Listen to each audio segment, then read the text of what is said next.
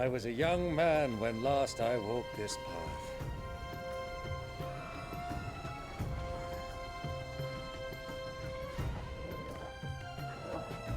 There's an old trading post not far from here. The road to Drake's Fang leads through it. The trading post it is.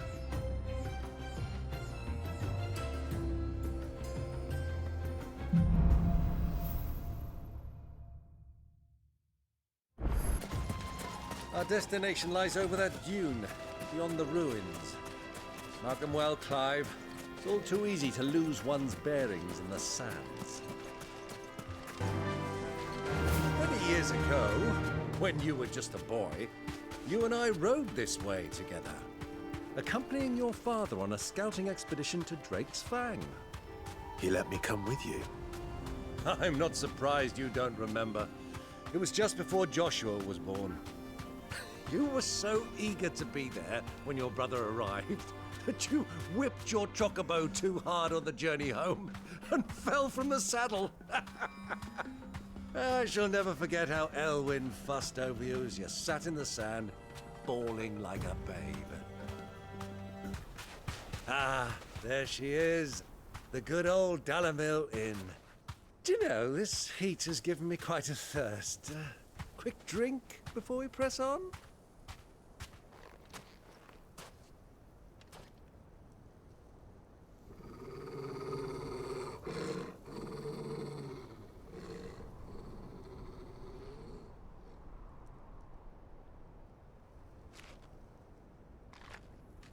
Look, there. Those are Ashen steeds. No doubt about it.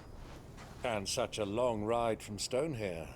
Our Waluda friends must be soothing their saddle sores in the inn. Shall we join them?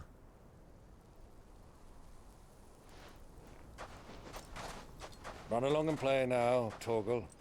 Dogs aren't allowed inside.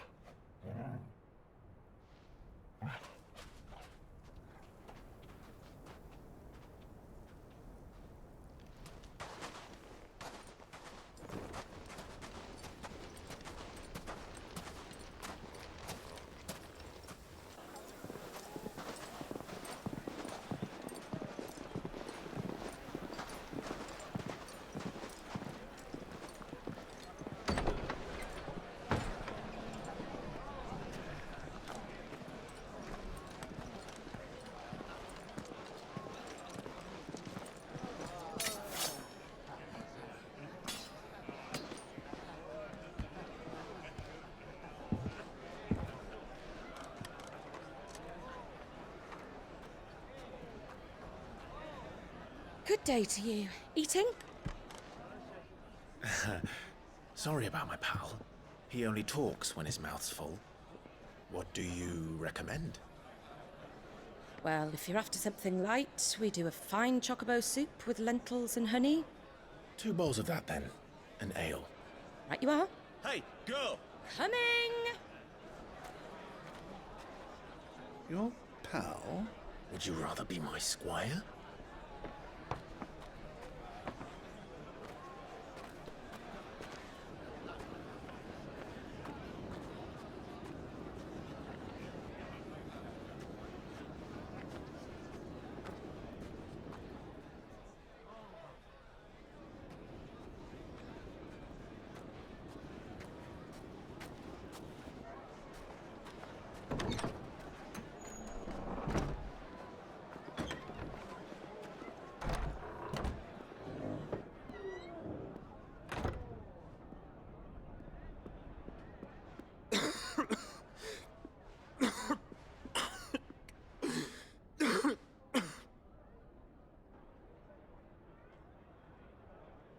Your Grace, it is plain you are not yet well enough to travel.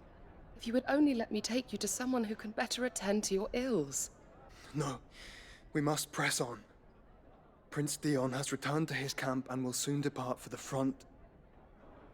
I must speak with him at all costs. Miss this chance and I may never get another. You do understand that? Yes, Your Grace. But you must at least agree to take your medicine. I'll fetch you some water.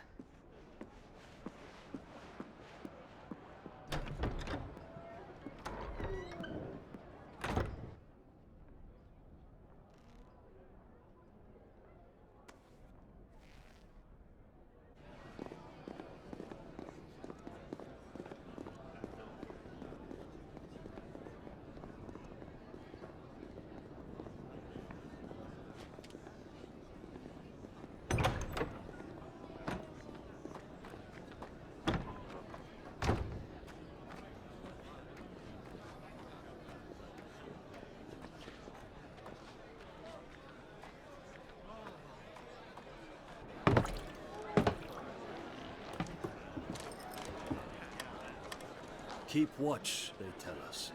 But all I see is sand. I hear they got our guest back to the Fang without any trouble. We'll be leaving soon enough. Why the Lord Commander dragged us all this way just to save that blockhead skin, we'll never know. Dominant or not, he's a bloody idiot. That'll be Cooker, then. Well, let's get this down us. We've a long way to go. Hey, you!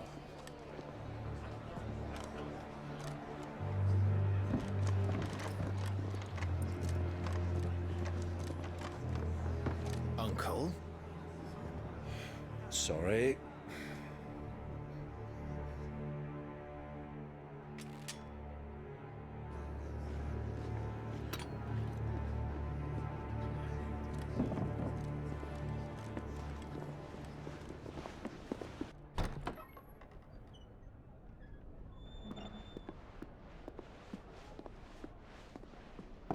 Can you walk, Your Grace? What's wrong? I fear trouble may be brewing downstairs.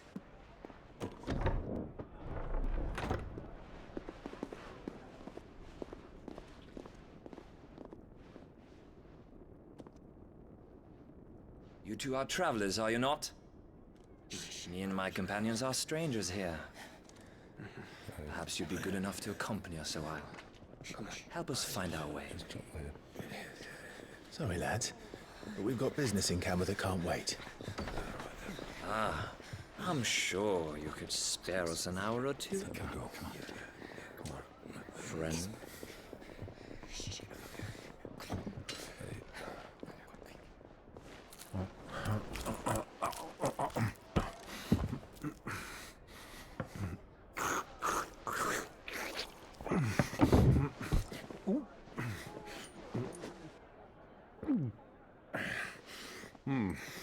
I'm afraid we don't have a moment to lose.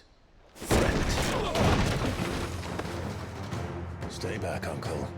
Gladly.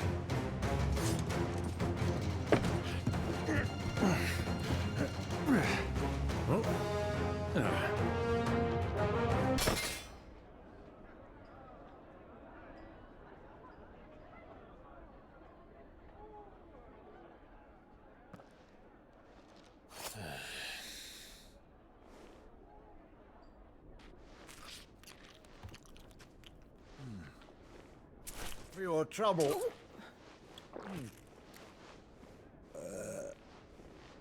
Word of advice, miss. That soup could do with a touch more salt.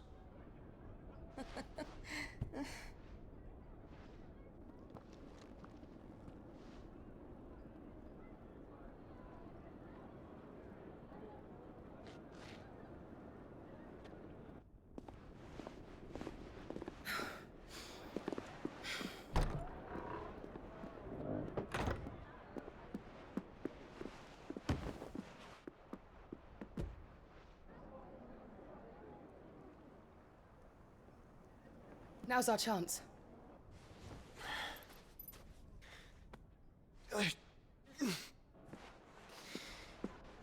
Your Grace? I'm fine.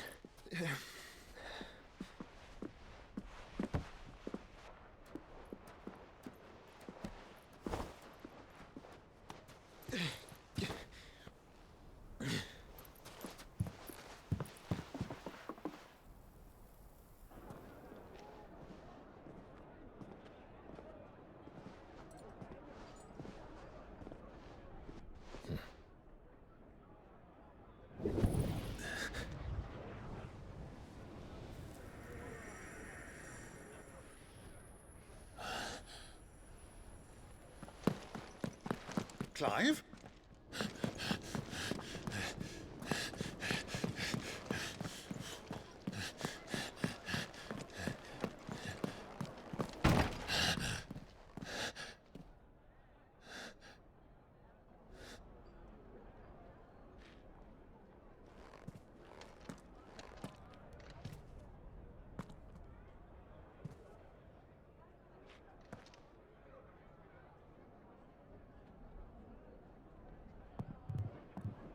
What is it now?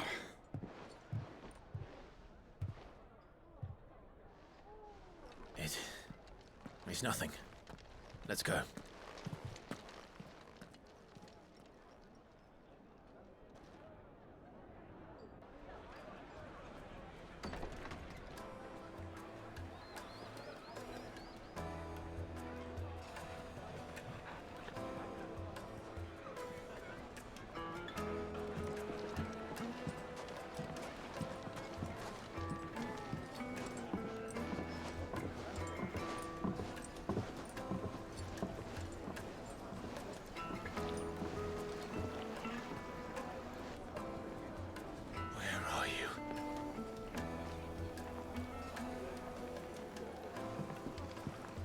Well, we didn't know where to find Kupka before. We do now. The Royalists said it themselves. Their guest is in the Fang. We should press on before any more of their friends turn up.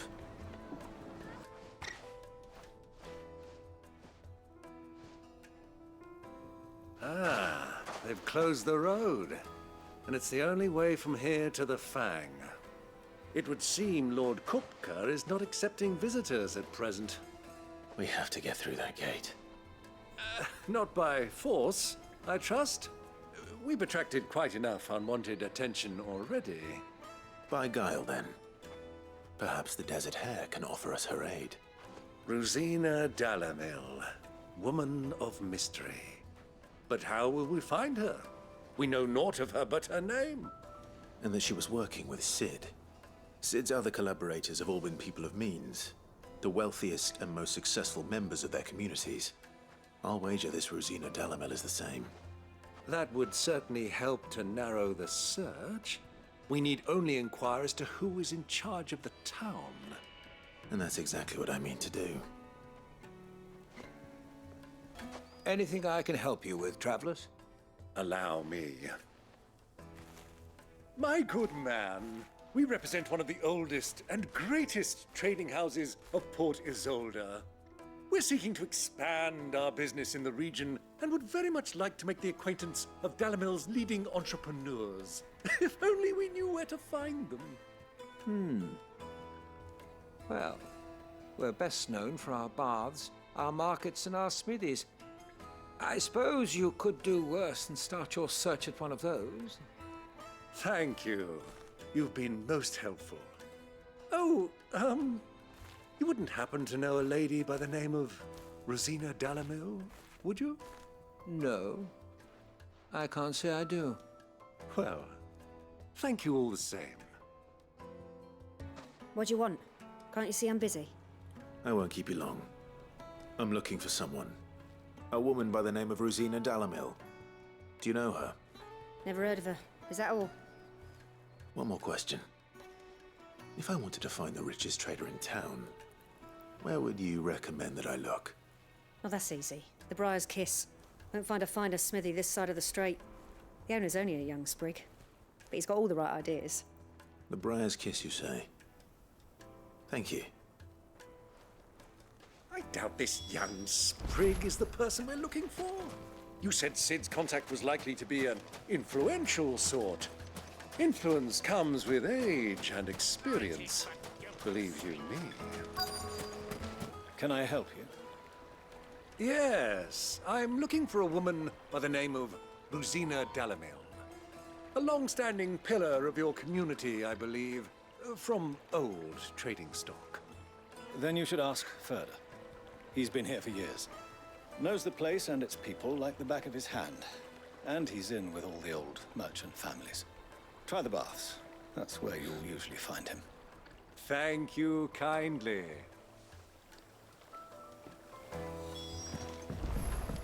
Well, it sounds like we have our man. Perhaps. Let's go and find out exactly what this Ferda knows. Excuse me. Are you Ferda? I am. Can I help you, travelers? I hope so. You've lived here for some time, is that correct? Do you know Rosina Dalamil? We believe she may be a trader of some renown. And what business do you have with the Desert Hare? She was a close friend of mine. I was hoping she might be able to help me. Very well. Go to the bordello. I'll arrange an introduction. Do you think we can trust him? Only as far as I think he trusts us.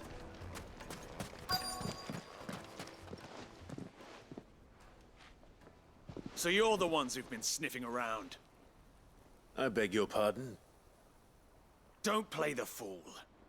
Stick your nose in our business and you're likely to lose it.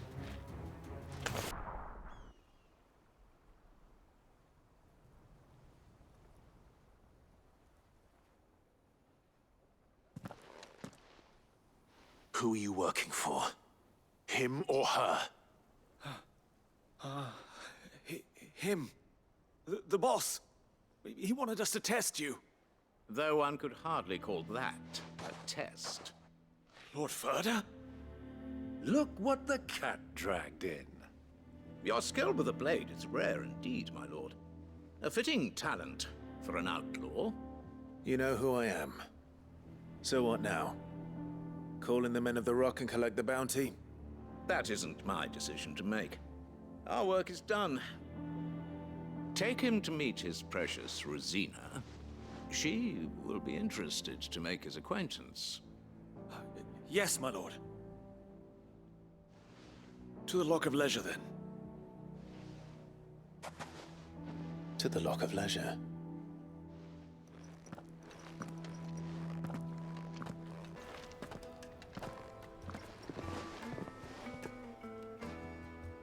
Is this the place? Lubor's Forge. The Briar's Kiss. Ah, so it was the young sprig after all. So much for Rosina Dalamil being a woman of experience. How wrong I was.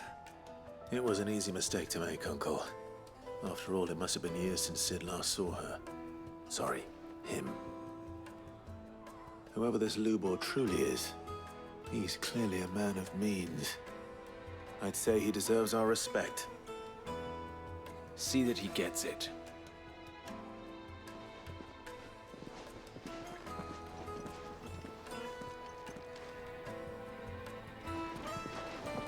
Lubor, Lord Ferda told me to bring them to you.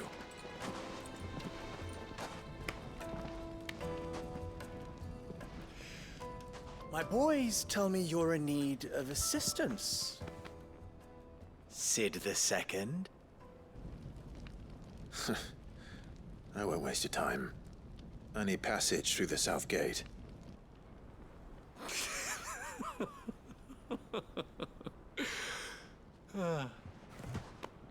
Tell me, what do you think is a merchant's most important commodity?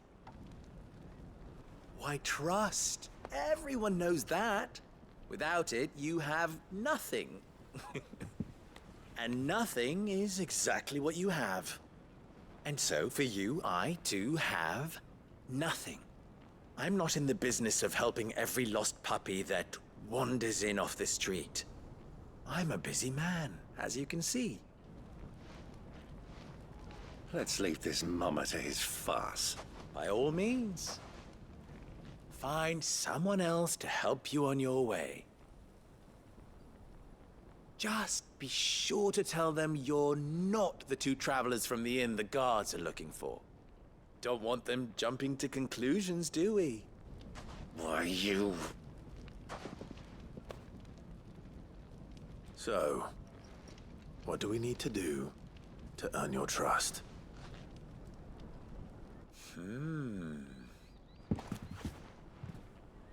I like this one. Willing to do whatever it takes to get what he wants. Ha! Men like you have a special place in my heart. Why, you ask? Because they get me what I want. Always. Fine. So what do you want? Don't tell me you're going to listen to this swaggering scruff! We might as well hear him out. It's only natural that an ally of Sid's would seek assurances of strangers. Assuming he is an ally, of course. 5 years ago, he would have still been a boy. And yet even then I had more good sense than a man... Oh, 5 times my age? But enough of the pleasantries. We were speaking of what I want. I want you to put an end to the trouble in Dalamil. Return to me when you have done so, and you shall have my aid. Until then, I bid you good day. What trouble? If you're going to give us orders, be clear about them, damn you! Manners, Greybeard. One catches more damselflies with honey than with vinegar. What did you call me? My apologies. A word of advice in recompense. Follow the crystals.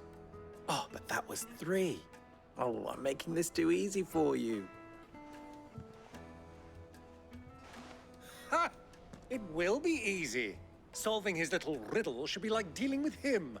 Child's play. Let us divide our forces, Clive. I'd rather not drag this parlor game on any longer than we need to. All right. Good luck, Uncle.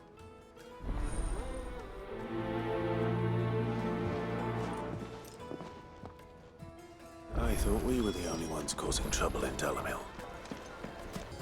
Excuse me. Is it true there's been trouble with crystals of late? You've heard, then? I've heard rumors. Damn thieves. Pilfering the crystals that were meant to fill our cups and light our stoves. Us common folk have hardly had a shard to share between us these last few moons. And it isn't as if we can buy them on the black market either. Whoever's taking them, they aren't sharing. Do you have a moment? Depends what for. Just a question. Dalamil seems to be thriving compared to the other villages I came through on the way. Is there a reason for that? Well, we're a stone's throw from Drake's Fang, for one. The soldiers guarding the Mothercrystal and the shipments need a place to spend their hard-earned gil. The men of the Rock throw their money about like there's no tomorrow. Is that so? Well, thank you. Don't let me keep you from your work any longer. What can I do for you, soldier? Need that sword polishing? I'm not a soldier. Ugh, then be off with you. I serve the men of the Rock and the men of the Rock only. You have an agreement with them? Don't be stupid. I just know which side my bread is buttered. Don't want to be stuck under some pauper when they come knocking. With pockets deeper than Zemeckis and an urge to empty them. No, just leave, will you? Before you scare them off. I think I'm starting to get an idea of what's been going on. I wonder if Uncle Byron's learned anything of use. He'll probably be back at the inn by now. It's you, the one who broke all our furniture. What do you want? Haven't you caused enough trouble already? I'm looking for my pal. Have you seen him? The gentleman who was with you? Yes, he's upstairs, but...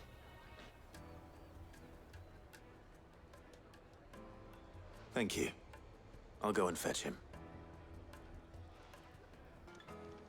Huh?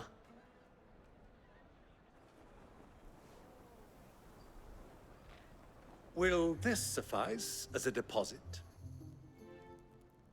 By the sands. That's a black pearl.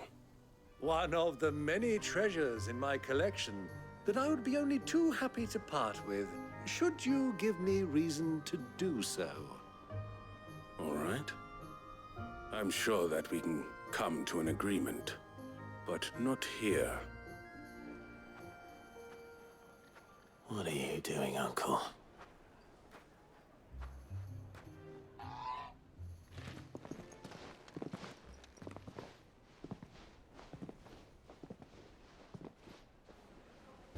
Care to explain why you're giving gifts to Kupka's men? Bait, my boy. One cannot catch one's prey without it. And I do believe I've snagged us quite the quarry. I started by asking around the markets as to where I might purchase crystals. I had no luck, of course. It's forbidden to trade in such things. But my uncharacteristic indiscretion just happened to attract the attention of those uniformed ruffians.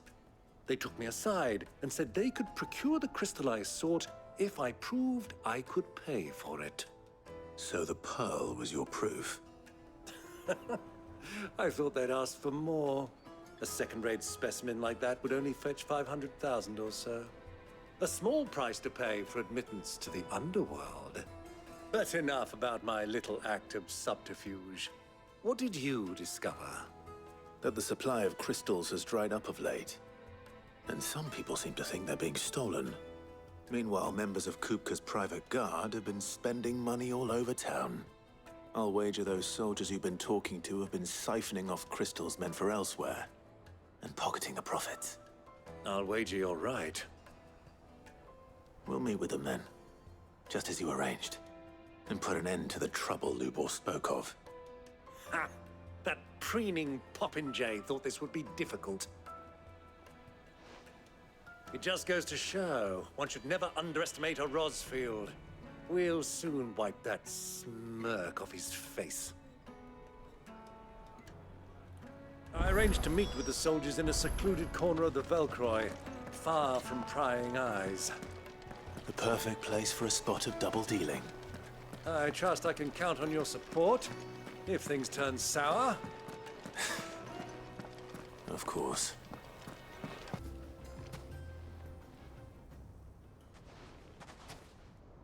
I'll take it from here.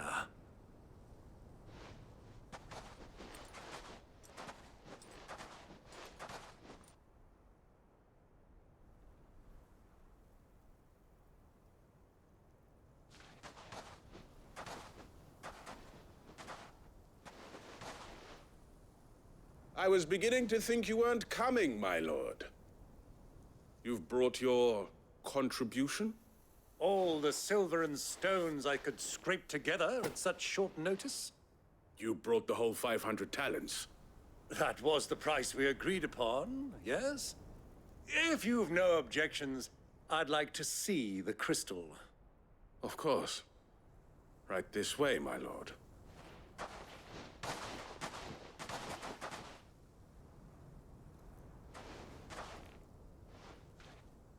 Not bad at all. You weren't lying about the clarity. But what of security? If I were to be stopped on the road, what guarantee have I that it wouldn't be seized as property of the Republic? Because these crystals are no longer the property of the Republic.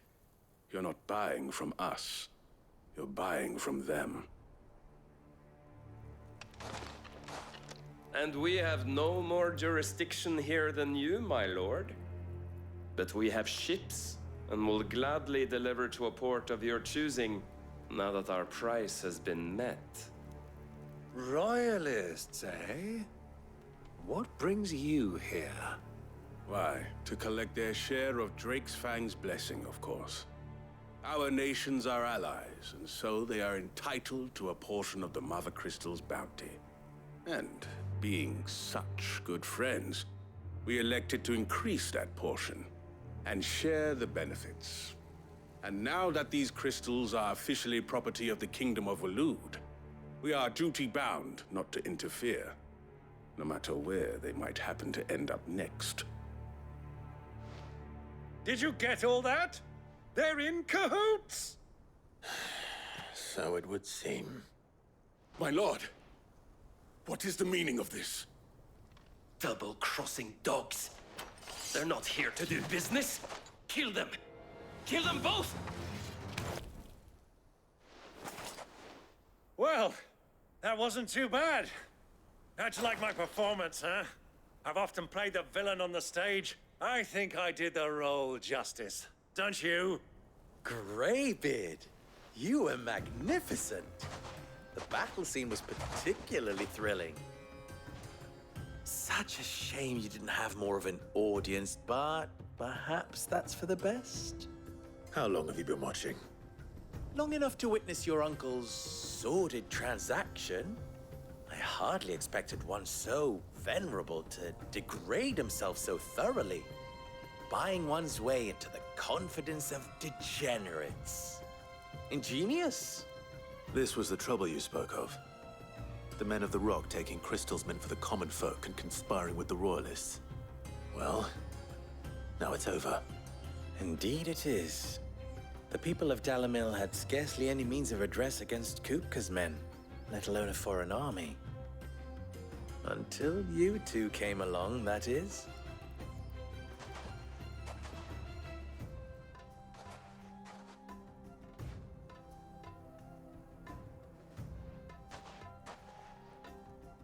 Well, we'd better get these crystals back to town. You won't mind waiting with them while I fetch a wagon.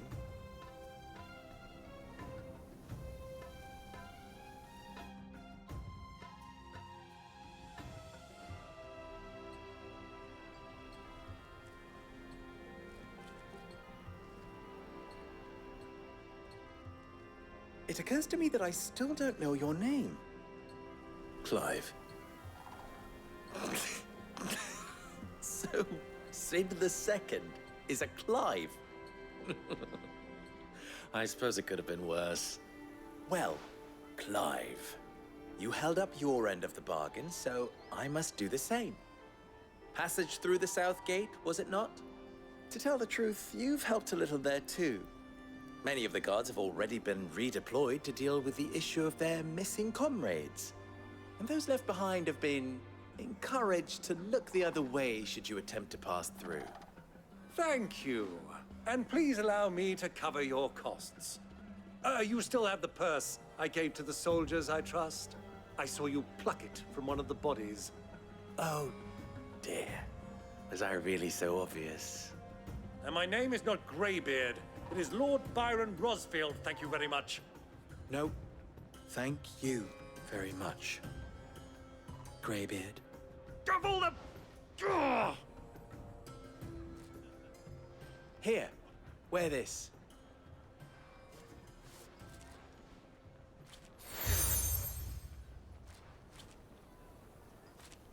Any friend of mine who sees you with it shall be a friend of yours. Thank you, Lubor. And please, feel free to send one of my Stoluses back to your people. Tell them that Rosina Dalamil is back in bed with Sid.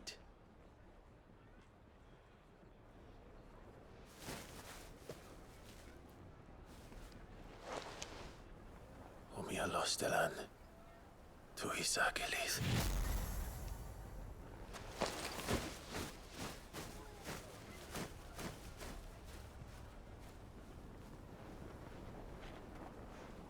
I'm trusting you, Sid. Or should I say, Clive? So be sure not to let me down. I have a reputation to uphold.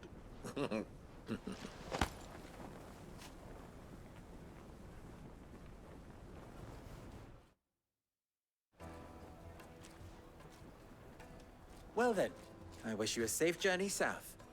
Thank you. Not at all. It was my pleasure. Come on, Uncle. Let's go.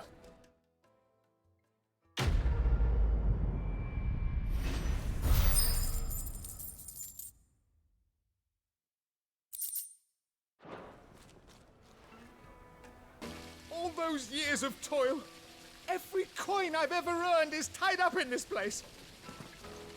You all right? The baths are closed. Leave me be. On second thought, perhaps you are just what I need. Might your services be for hire? That depends on the job. I'd have you save my business, the baths. The water's turned scalding hot and all the crystals in Dalamil wouldn't be enough to cool it. I've no doubt that my woes stem from the water's source. But I can't go and investigate for fear of my customers thinking I've abandoned the place. I'm bound to these baths in more ways than one. I beg of you. Go to Dusnoff Terraces. Tell me what you find there. All right. I'll go and take a look. Wonderful. It's not far. Leave the market by the south gate. The smell of sulfur will guide you the rest of the way. These baths are all that keep me from an ignoble end in a debtor's prison. My livelihood, my very life, is at stake.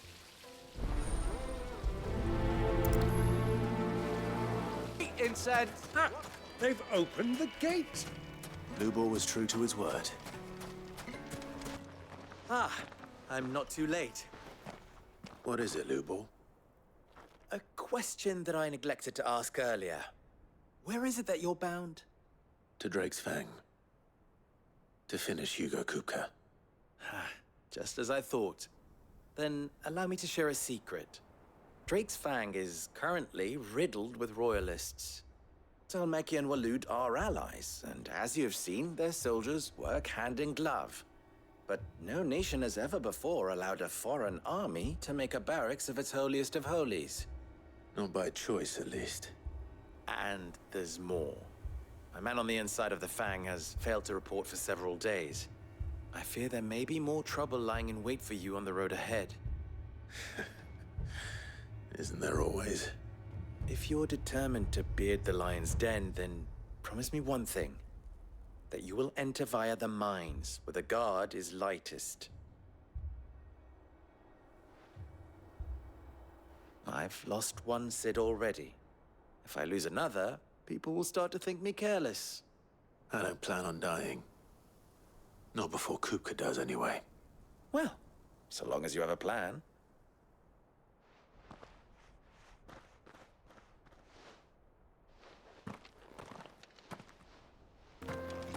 Drake's Fang should be just beyond these springs.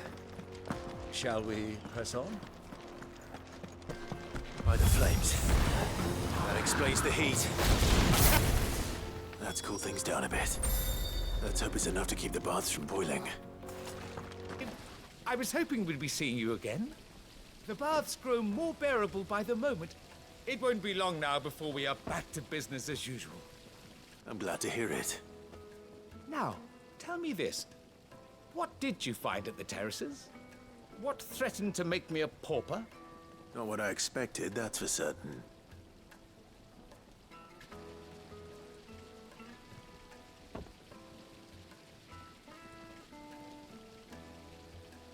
You tell a fine story. That's not to say I don't believe you, though. Creatures made of flame, eh? That's something new to worry about. But I've burdened you with my worries enough already. Here, a small something by way of thanks. Right. It's high time I got back to work. With a little luck, the day might yet be salvaged.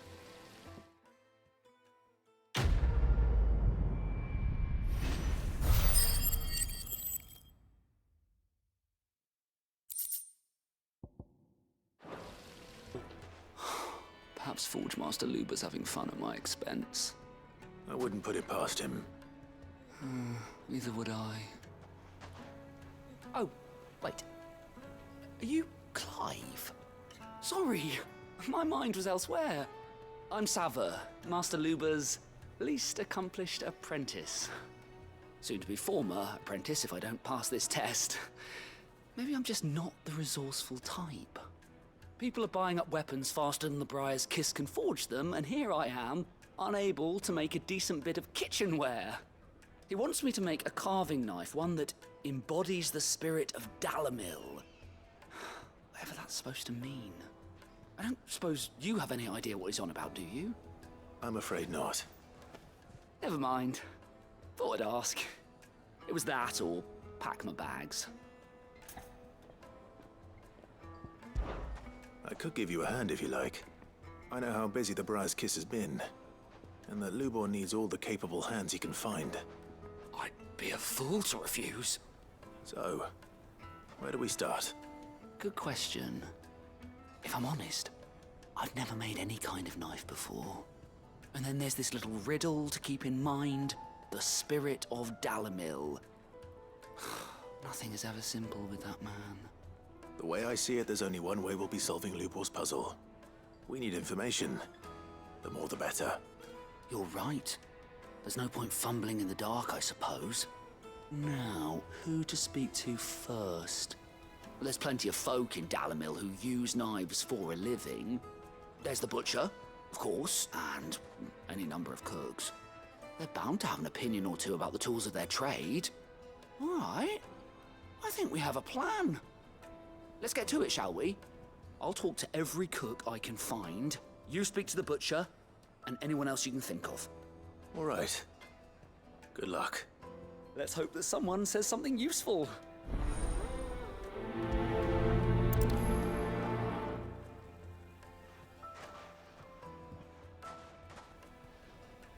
Trust Lubor to take a simple test and turn it into a riddle. I better get to it. Welcome, sir. What can I do you for? A question, if you don't mind. I need to know what makes a good carving knife. You a blacksmith or something? Something, I suppose. Fair enough. Knives, is it? First and foremost, it's got to hold an edge. Most knives will make it through fat, no problem, but sinew dulls cheap steel in no time. Give me a blade which can slice through anything that crosses my chopping block, and I'm a happy woman. So a knife that stays sharp. Makes sense. What is it? I'm in no mood for chatter. Sorry. Do you mind if I ask your trade? Hunter, why? I have a question. Can you tell me what makes a good carving knife? I assume you use one out in the field. Has to be able to put up with some punishment. Can't be dealing with a brittle blade, not while I'm on the hunt. If your knife snaps every time you use it, you'll be spending coin as fast as you make it. Times are hard enough as it is. Thank you. I won't keep you any longer. All business, eh? Man after my own heart. So, a carving knife should be hard-wearing and hold an edge. Hardly a revelation. Let's hope Sava had better luck than I did. So, how'd it go? You learn anything useful, or should I be looking for a new trade? Only that a blade should be durable and stay sharp.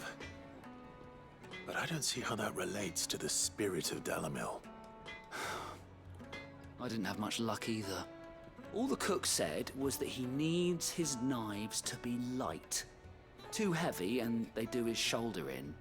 So we're no better off than when we started. Perhaps Lubor didn't mean anything with his Dalamil remark. But that can't be right. I've bandied enough words with the man to know that he chooses them carefully. No. We must be missing something. Something right in front of our noses, most likely. No doubt you're right, but I have to make a start soon. I can't put off making this knife forever. Agreed. Lubor wouldn't like that much. Right. I've been trained to work iron. The cheap stuff, mind. But it's hardy enough if you don't hammer it too thin, and it sharpens up nicely with a bit of effort. Trouble is, it's either durable or it's light. Meaning someone is gonna be disappointed. Forge Master Lubor, probably. Is there no one else you can turn to? Someone who knows their metals, perhaps? The other apprentice is no better than to help me with my test. But maybe there is someone I could turn to. A merchant, a favorite of Forge Master Lubor's, who sells metals to tradesmen passing through the Valcroy. I bet she'd know a thing or two.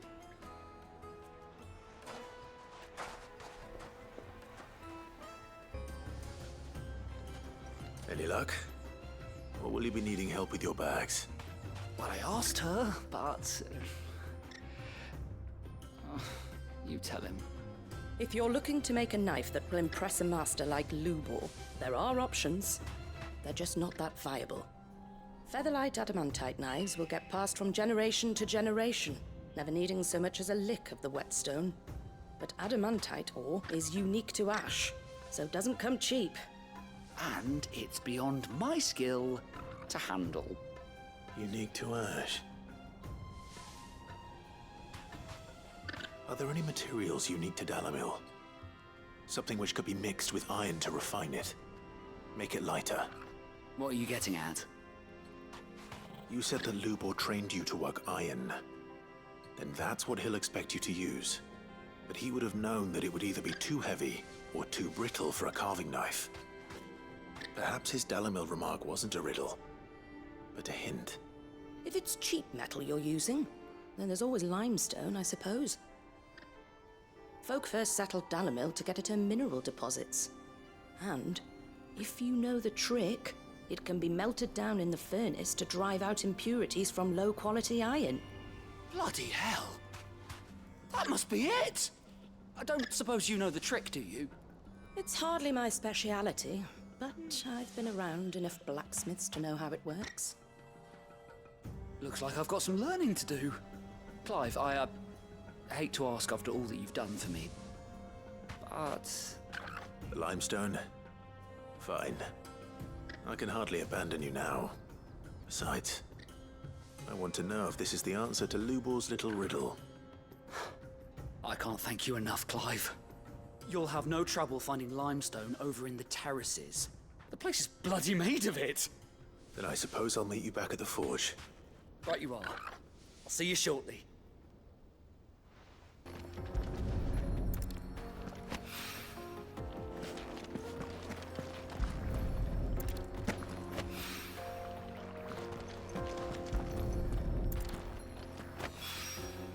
One rock looks a lot like another. But hopefully this is what Sava needs. I wasn't sure how much you'd need, but I hope this is enough. You are one of the good ones, you know that. You and that merchant both, she's got quite a gift for teaching that one. Now, time to see if limestone is the secret weapon we were hoping for.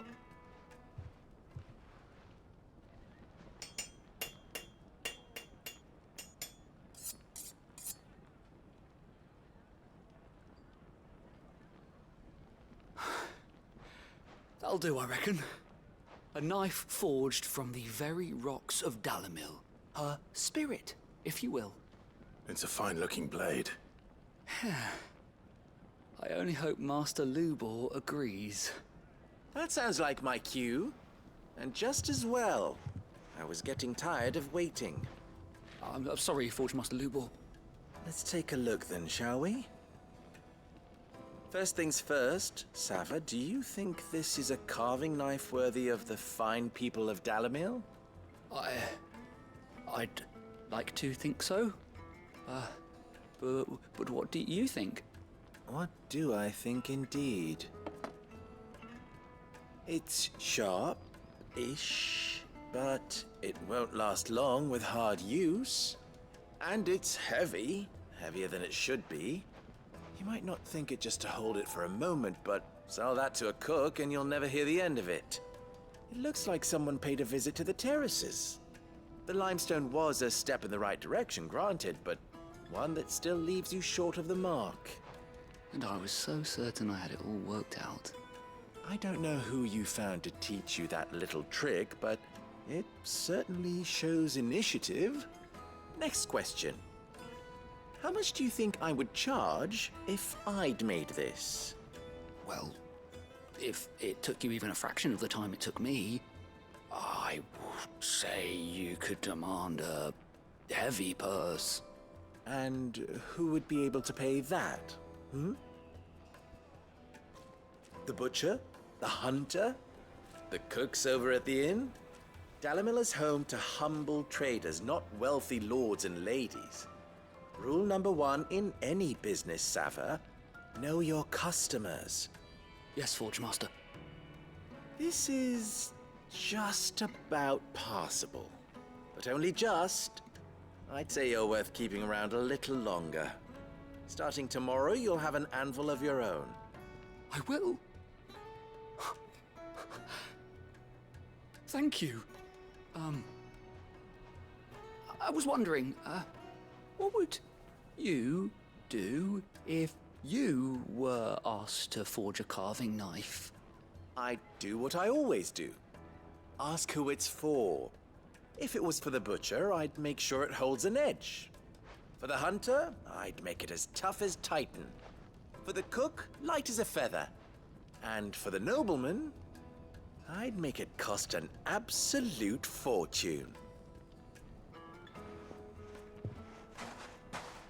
There goes a master, all right. It looks like congratulations are in order. I couldn't have done it without you. So much for the Forge Master's riddle, though, eh? The spirit of Dalamil had nothing to do with limestone or anything much at all. Meaning, I had you run around for no good reason. You've passed your test. That's all that matters. You'll have a forge of your own in no time. And when I do, I'll craft you the finest carving knife you have ever seen.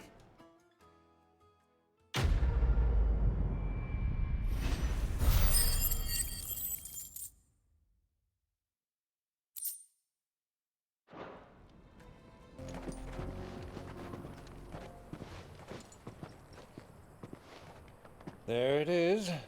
Drake's Fang.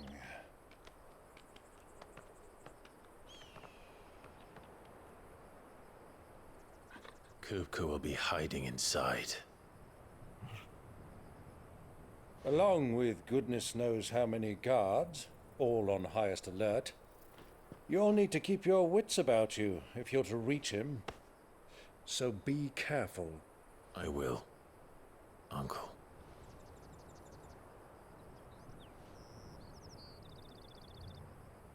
Before you go, Clive, allow me to apologize.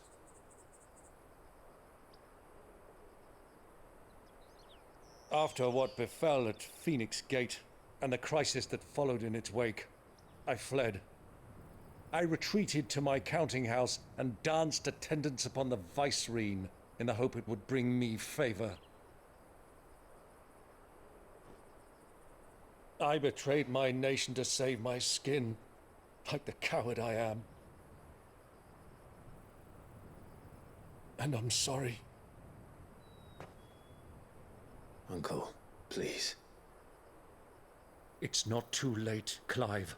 Rosaria is yours by right, and there are those that would help you to take it back. Had I the courage of my brother, I might already have done so. But that ship has sailed. You, however... No. Forgive me, but I cannot. I fight to build a new world now. A better world. Where men can live and die on their own terms. I was raised in a nation that strove to improve the plight of bearers.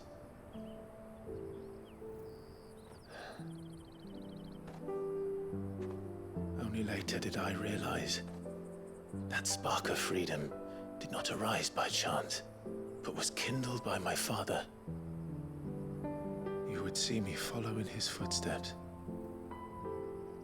And that is exactly what I mean to do. Not by ruling Rosaria, but by extending his ideals to the whole of the twins. Though every soul in the realm may judge my actions heresy, I am certain my cause is just. You really are just like him, you know?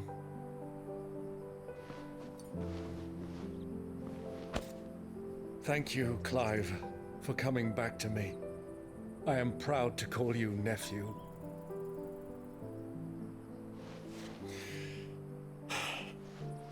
Well then, this is where we must part ways. Wish me luck in convincing my Canvarian friend to share his considerable talents. I mean to plunder his coffers and prove myself worthy of a place in your merry band.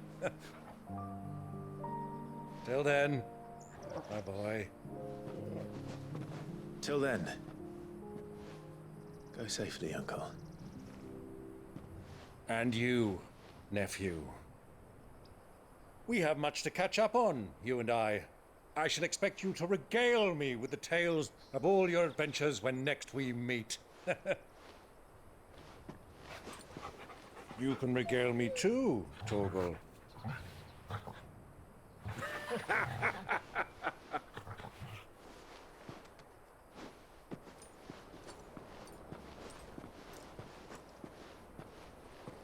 I'm coming for you, Kupka.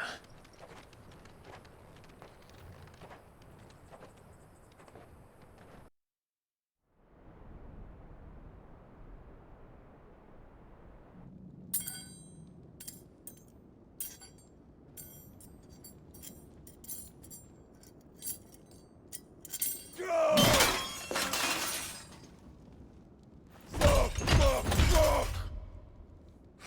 sword!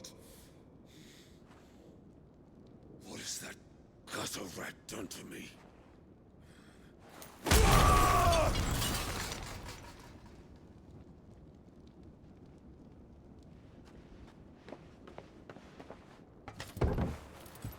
Out of my sight, wench!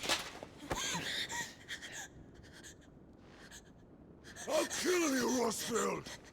I'll rip out your heart! I'll tear you limb from limb!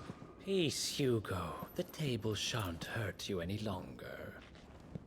He sought to humiliate me. Me! If you hadn't interfered, he would be dead! You truly believe you would have triumphed had the battle continued? Titan would have ground him into dust! And how would he have done that without his head? Shut up! You weren't strong enough, and you call yourself a dominant. Or rather, you did. You mock me, Harbert.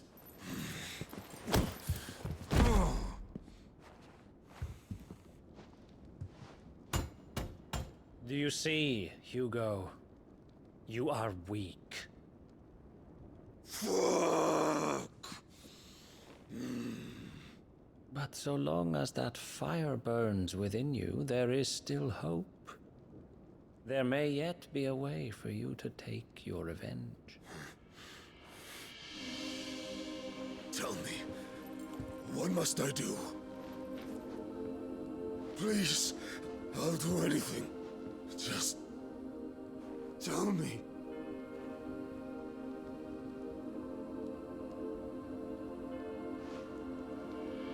The heart. What of it? A Mothercrystal's heart is the most concentrated source of ether in all creation. Perhaps you could take advantage of that. Of course, the crystal would not yield her blessing to any ordinary man. But then, you are no ordinary man, are you, Hugo?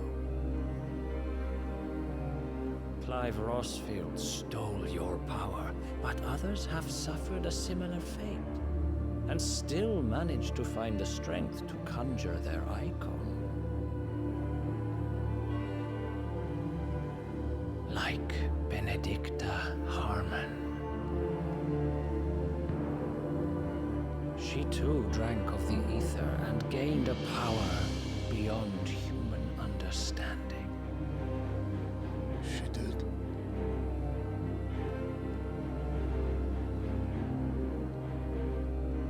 Benedicta. Benedict.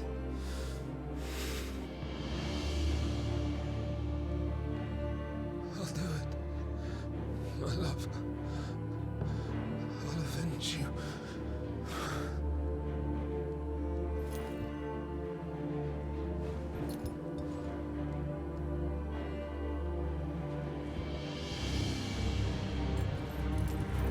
Run along now, Hugo.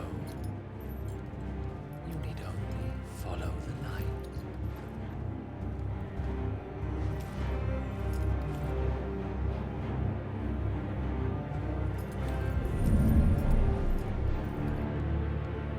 Muthos is here.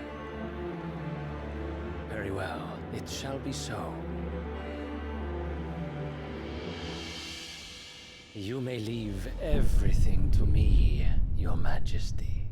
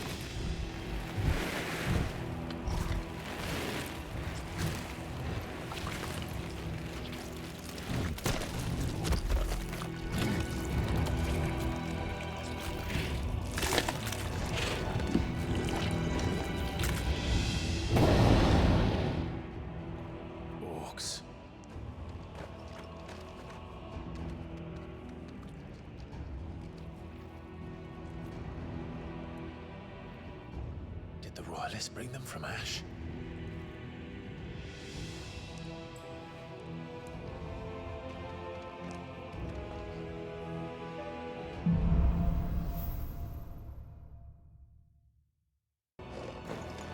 The beast meant part of the Waluda army now.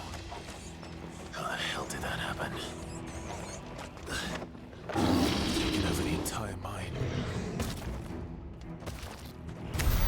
So much for the men of the rock. Dalmekia's finest.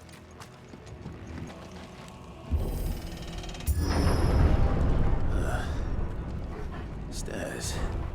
This must be the way out.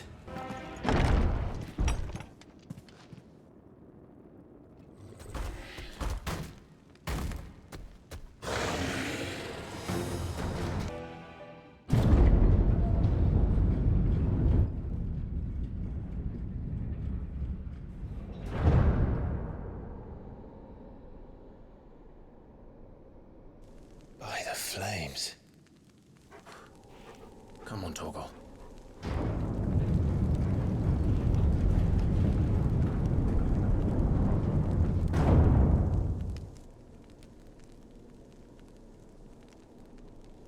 Kupka never did do things by halves. As if taking the Mother Crystal for his own wasn't enough. He had to build his castle in it.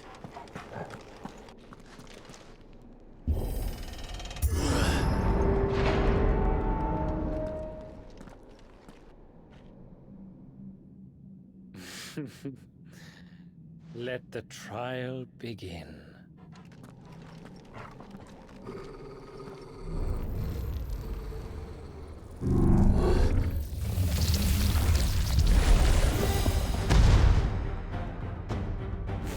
What the hell? With me, Torgal.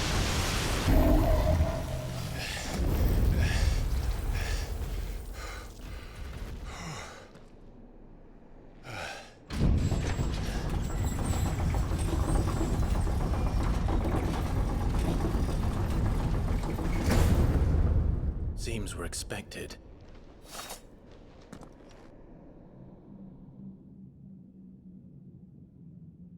So this is the power of Muthos.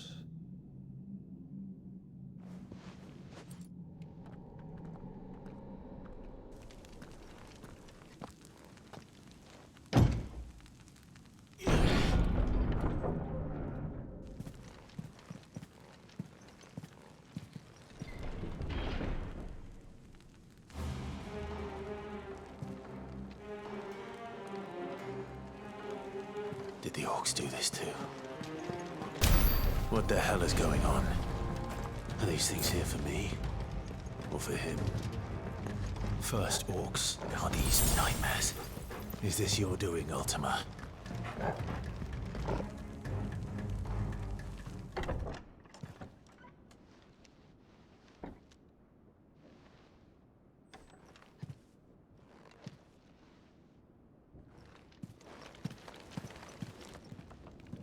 You've been busy, Kupka.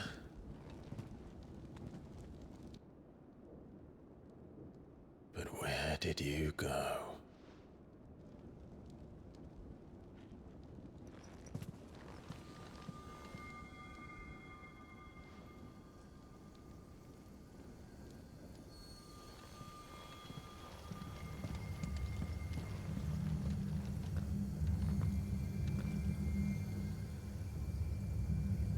The heart.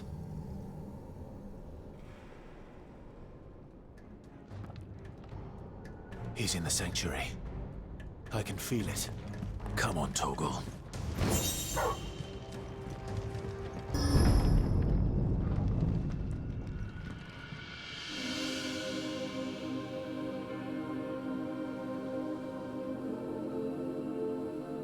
Benedicta, my everything. I've missed you so much. Kuka!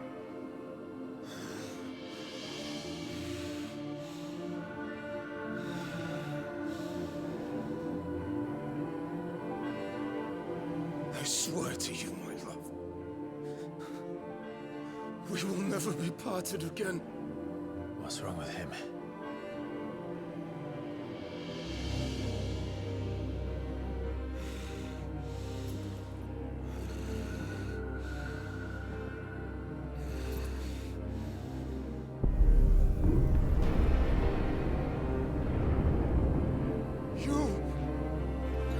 away from her!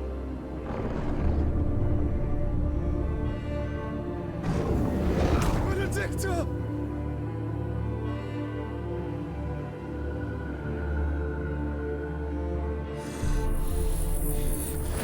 I'll kill you, Roswell!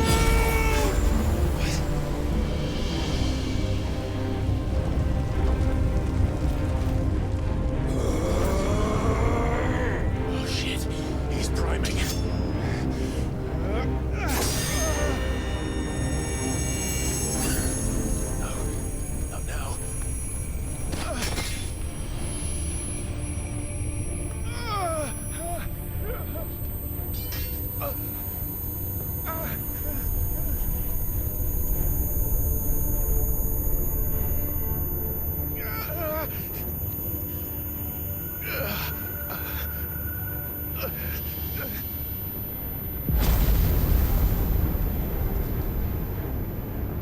Come on.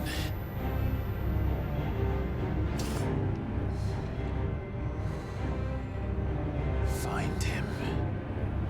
You've done this before. You can do it again. Let the flames burn within you. No. Let them burn without. Come to me, Ifrit!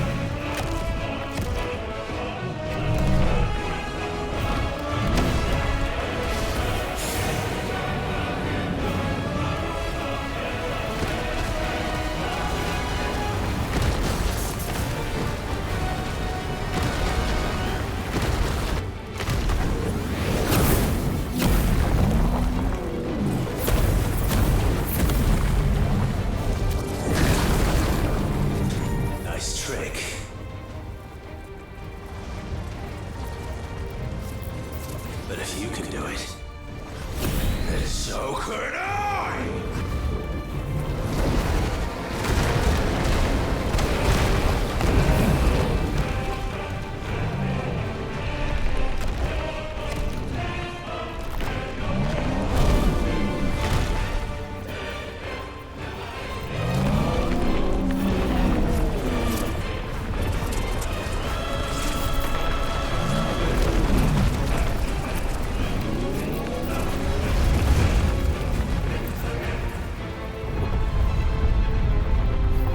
Let's give this a try. Not bad.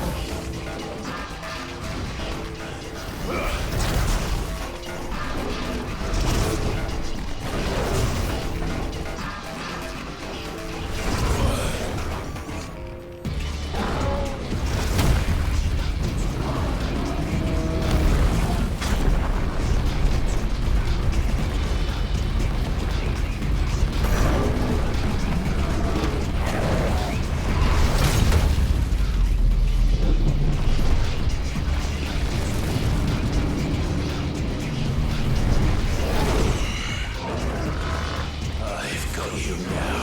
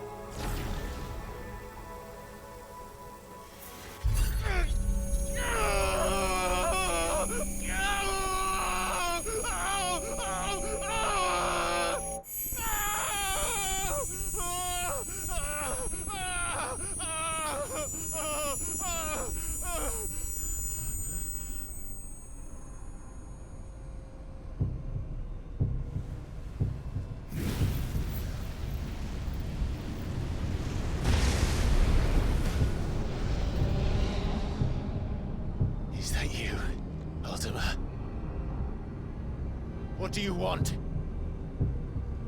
Your soul is tainted with worthless human will, yet your thirst for power remains undiminished. With every sip you take, you grow in strength, and soon you shall achieve perfection. I don't know what you're talking about. You will accept us, Mythos. It is inevitable. You were created for this purpose, and you shall serve it. Never!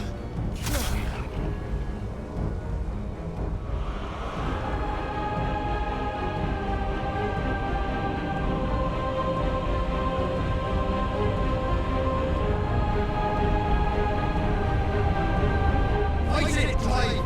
Don't let him in! Consciousness. We see now.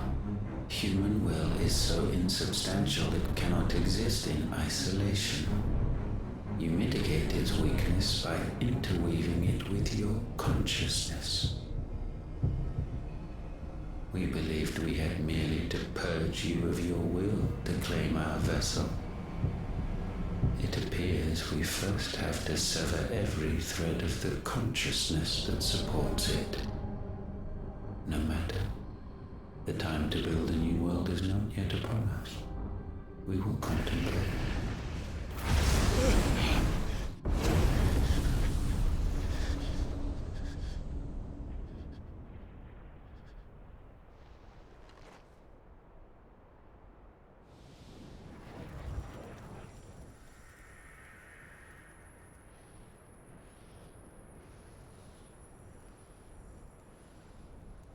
Thank you, Joshua.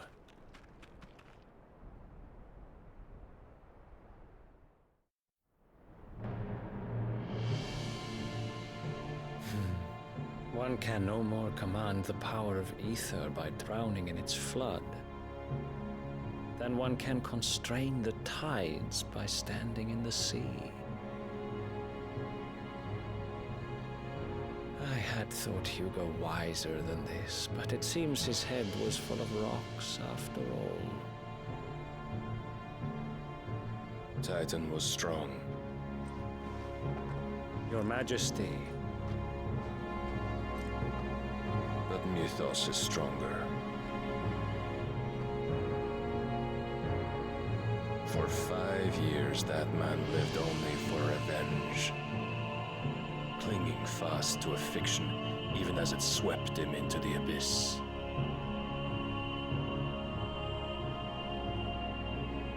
One cannot change one's nature through force of will alone. Only the Almighty can do that.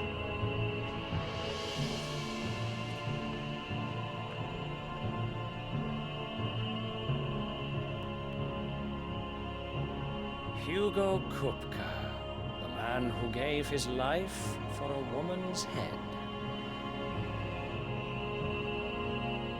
A fool like all the rest.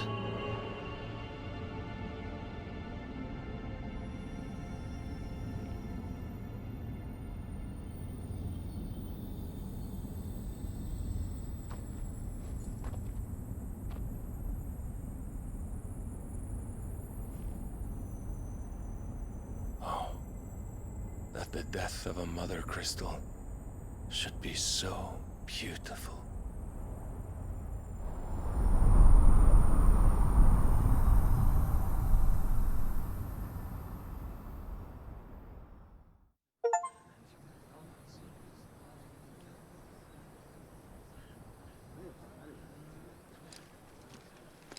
Some medicine, my lord?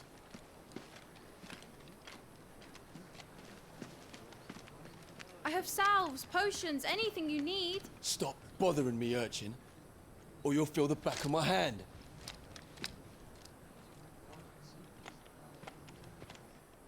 You must consider your health, my prince. If a show of force is needed to keep the Dalmex at bay, you may trust in your dragoons. I beg you to call on Bahamut only as a last resort. His strength comes at too great a cost. The Empire agreed to an armistice with the Republic, and yet the Emperor still plots its ruin. For now, the Dalmecs suspect nothing, and as long as I can hold their gaze, war need not be inevitable.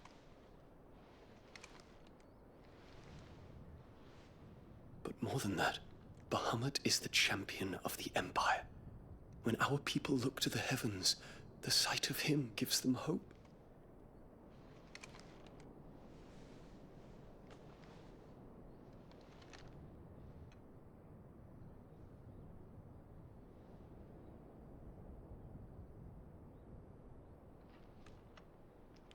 Forgive me, Terence. Would that you were my master. But alas.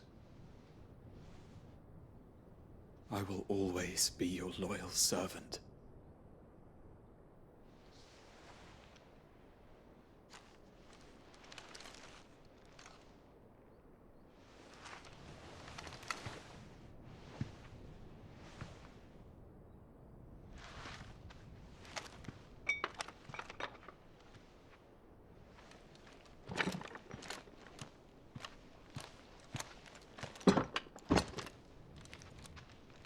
Should the Council's brazen maneuvering prompt the Republic to tear up their own treaty and launch a new assault, our soldiers would advance to meet them, cutting across the Central Isles, but not in time to prevent their forces from breaching the southern defenses and storming Twinside. And so the capital would become a battlefield. Thousands of innocents would die. I cannot allow that to happen. There is one small mercy, at least. You will not be forced to do battle with Titan.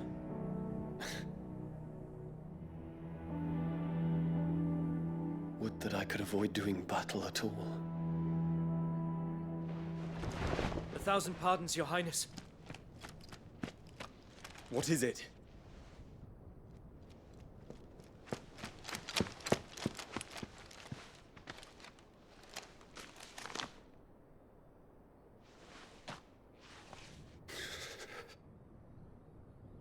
Olivier has been made Emperor. What is the meaning of this? My father's orders. What were they?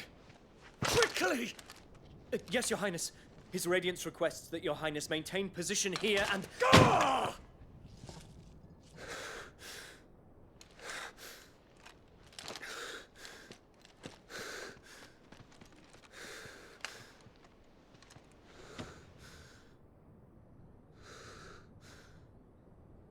Terence. Yes, my prince. I must go to the palace. I'll ready your steed.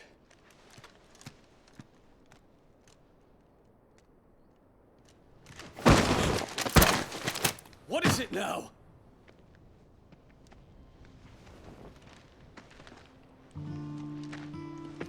Forgive the intrusion, Your Highness. I know you. At ease. We stand in the presence of the Phoenix. You wouldn't want to get your fingers burned. I hope I'm not interrupting. Not at all. Though I admit, I did not expect such a distinguished guest. How many years has it been since the Remembrance ceremony? 20? I thought you long dead. Do I address a ghost? Many have told me that I look like one. But no. I'm alive. Just. Prince Dion of the House Lesage, I have a tale to tell you.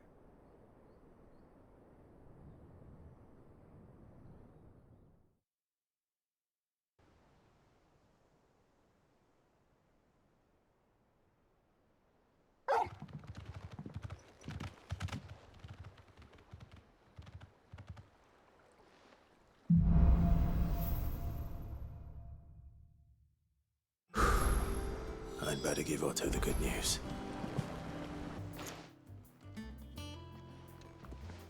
Clive, you're back. I am. And with glad tidings for once. Hugo Kupka is no more. Well, I'll be. All of our comrades who lost their lives back at Sid's place be smiling down at you right now. We had a stolus from Lubor saying Drake's Fang had fallen. I expect that was your doing as well, was it? It's a long story. One for the history books, I'll bet. Welcome home, Clive. It is good to be back. You look better. I feel it. Which means I'm coming on your next little adventure. You're not leaving me behind again. Wouldn't dream of it. Otto, any word on the Royalist movements since I've been away? Shouldn't you be putting your feet up?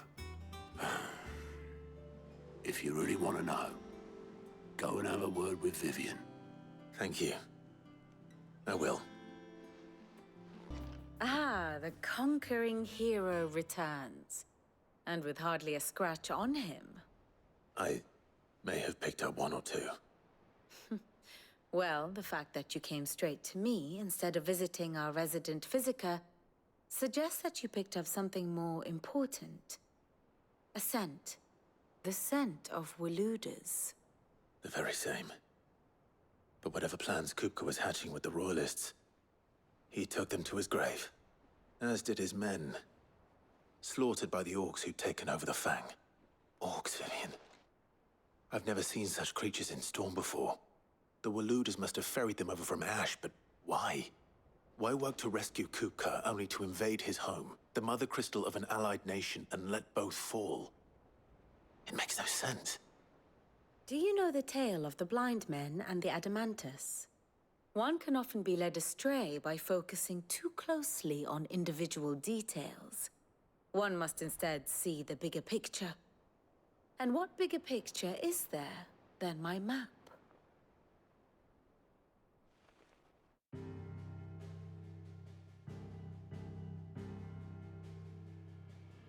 The Kingdom of Waloed claims dominion over all of Ash. It is a nation forged by the bloody conquest of Barnabas Tharm, the dominant of Odin. The Canvarian War of Independence in 849. The Battle of the Twin Realms in 865. The Battle of Belinus Tor in 873. Wheresoever his armies fought, Odin was found where the fighting was fiercest. But of late, the warrior king appears to have laid his sword to rest. Battle rages for control of the crystalline dominion. Yet Tharm sends not a single ship in support of his Dhalmekian allies. Meanwhile, the Blight ravages great swathes of Ash. Yet warlike Waloed shows not the faintest interest in laying claim to untouched lands. So why go to the trouble of sending an army of orcs into the heart of Drake's Fang, only to make no attempt to claim the Mother Crystal for Waloed? It can hardly be for lack of men. Tharm's armies rival any in the Twins. No. We have not seen the last of the Waluda standard. Odin will ride again. It is but a question of when. And on that day, who will be trampled underfoot?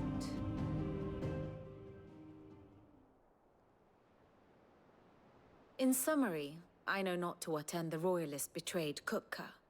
I know only that it is part of some broader scheme. A scheme tied to the ambitions of one man. King Barnabas. But there is no need to wallow in confusion. If one is to cure a sickness, one must first identify the symptoms. And your Lord Uncle has volunteered to do just that by keeping an eye on the Royalists' movements. He's really throwing himself into this. Indeed he is. Which means all that remains for us to do is await his reports. Well, not quite all in your case. The people of the Hideaway must hear the news. Justice has been done. Hugo Kupka is dead. The wounds he left that night are still raw, especially for those who lived with Sid the longest. Tell them that those wounds might finally begin to heal. Consider it the price of today's instruction. I've never known you to be sentimental. What can I say? I am only human. And we are, all of us, sentimental animals at heart. I suppose we are. Very well. I'll go and spread the word. Blackthorn, do you have a moment? What is it? I'm busy. I wanted to tell you that Hugo Kupka is dead.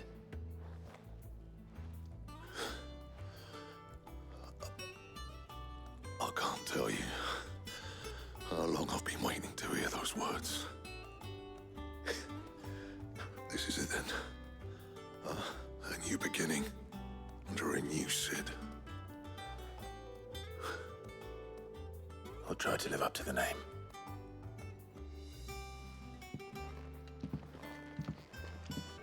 Well, someone looks pleased with himself. It's true what I'm hearing, then. Nothing escapes you, Lady Karen. It's true. Kupka is dead. No more looking over our shoulders, then. Good. I'll start to get a crick in my neck. Don't let it go to your head, though. Ah, Clive. Have you come seeking the gift of knowledge? No. To share mine, actually. Hugo Kupka is dead. Oh, my. Can it really be true? Look, he's crying. He is. The big baby. And with good reason, children. These are tears of joy. We must offer up a prayer to your parents that the heavens might weep with us. There shall be no lessons today, only thanksgiving and merrymaking. Go, put away your things. All right. Brilliant.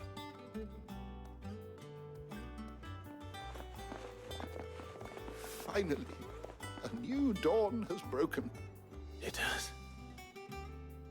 Thank you, Clive. I cannot wait to share the good news. Hippocrates. After Kupka fell, Ultima came to me. I need to know what he is. Have you learned anything? Alas, no. And not for want of trying. I have scoured nigh every historical tome in our collection and found nothing. Not even the sort of conspicuous absence that might suggest a concealment of fact. One is almost tempted to conclude that such a creature never existed. But I saw him. With my own eyes. I don't doubt that you did. Alas, it seems you are the only one who has. To others, he reveals naught. We see only that which he leaves in his wake, like some terrible force of nature beyond the ken of mortal man. A bringer of death. Whether the Ultima you met with was the being itself, or merely another projection of its power, I know not. But until I do, my investigations shall continue. Thank you. It means a lot. Right. Let's see if Otto has anything else for me. You barely sat down since you came home. Vivian got you running errands or something? Just spreading the word.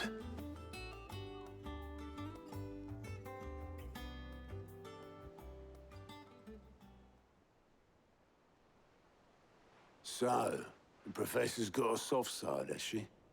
I'd never have guessed. No. She was right, though. Everyone was glad to hear the news. Ah, but you ain't told everyone. I can think of plenty of friends back at the old hideaway who'd sleep more peacefully for knowing. Not least of all Sid. You should tell him. You're right. I should. And I will. Well, when you do, be sure to take Mid with you. She's been going at it hammer and tong down at that workshop of hers, trying to do her father proud. I can't remember the last time she visited the old sod's grave. Very well. I'll suggest it. All right, Clive? What do you want? I'm going to visit Sid, and I thought you might like to come with me. Sorry, I'm too busy for all that right now. I've got to get this thermal displacement stack sorted. Thermal... Displacement stack. Here. And this is for... Only the fastest, finest ship the world has ever seen. The Enterprise. Me and my dad designed it together. Where other vessels rely on the fickle winds to drive them through the water, ours is fitted with mithril engines. And those things have got more push than a behemoth in a bad mood, and more heat than all the hells put together. Which is where the stack comes in. I may have already talked some tight-lipped shipwrights into putting the hull together for me in a little dockyard in Canva. But the stack's a bit more involved, so I'm building it here. Thing is, it's so involved that I'm running behind and it's starting to hold things up over at the shipyard. I'll come and see my dad, though, when I'm done. Whenever that is. Is there anything I can do to help? Good old Clive. I were hoping you'd say that. First things first, I need some parts meching. The stack will be made up of 3 major components. There's the plating, here, that channels hot vapors away from the engine. The helm over the top, that disperses all that heat into the air. And the shielding around the sides. That stops the rest of the ship from going up in flames. A full suit of armor, then. Probably best to take it one piece at a time. Then you'll need to start with the plating. Everything else fits onto it. I've got the designs and the list of materials here. Show these to Blackthorn. He'll know what to do. I can't make head nor tail of them. Luckily, you don't need to. Blackthorn, can I ask a favor? Hell with it. It's for Mid. This my last chance to say I'm otherwise engaged. And spare myself the arseache. Go on then. What is it this time? She said you would know. Here.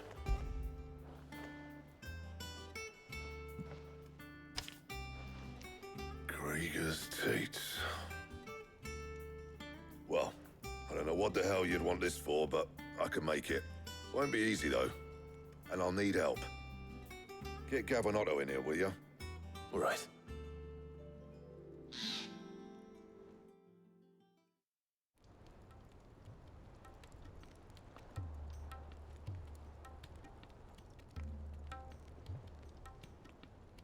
So Mid's roped us all in here again, has she? Typical. Still, if that's what it takes to get her to visit Sid's grave, I'll do what I can. And, what is it we need to do, exactly? Take a look at this. It's this plating. The usual sword-grade steel won't work. We need something that can get very hot, very fast, and still keep its shape. That means an alloy. Something that won't break or buckle at the temperatures she's talking about. Which is where you lot come in. I need materials, and I've got my work cut out already. You'll have to fetch them. Now, there's a special kind of sand I'm after that you can only find out in the Valcroy. Stardust, they call it. As for the rest of the stuff, my usual supply should have it in stock. It just needs buying and bringing back here. Well, we'll get it done quicker if we split up. One of us should probably give you an hand coating the sand. And the other can go and get the rest from this supplier. Right then. Well, make your minds up who's going where, and we can get this over with.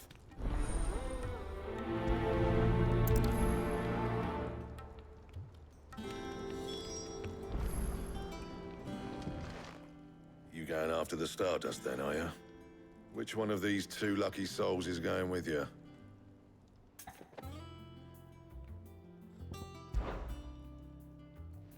Gav, you're with me. All right then. So, where do we find this stardust stuff? There's a river that runs through the southern reaches of the Velcroy. It's the black sand that washes up on its banks that you're after. Southern reaches of the Velcroy, eh? That's down past Dalamil. I'll go and scout the place out. See about hiring us a wagon to bring the stuff back to. All right. I'll meet you by the river. While you're off having a paddle, I'll pick up the rest of this stuff from Blackthorn's supply. Take care. You two, eh? Don't go letting them fleece ya. Fleece me? I like to see him try. In your own time.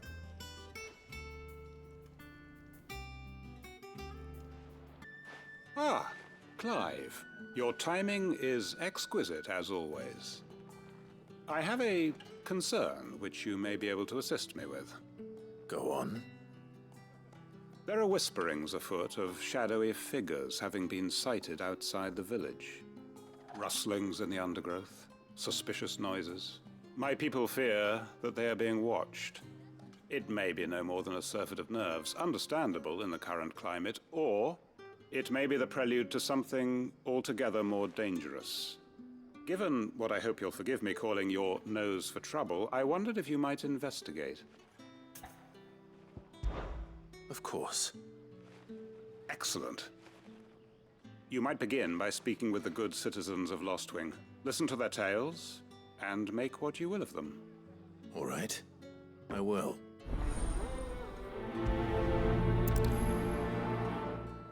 Hello, Sid. Right. Let's see what the people of the village have to say. I'd better find out if this is just nerves, or something we need to take more seriously. You all right, Sid? Something on your mind? There is, actually. Can I ask you something? Quentin tells me people have mentioned shadowy figures out in the woods. Have you noticed anything unusual? Oh, that. No, sorry, can't help you. I heard the rumours, mind, from the lads working over at the vineyard, but none of them has seen anything either. All right. Thanks anyway. Do you have a moment? There's talk of suspicious figures in the woods. Have you seen anything out of the ordinary? No, but I've heard something. Sound of scraping metal, like someone sharpening a sword. Where was this? In Lorbert's Pass.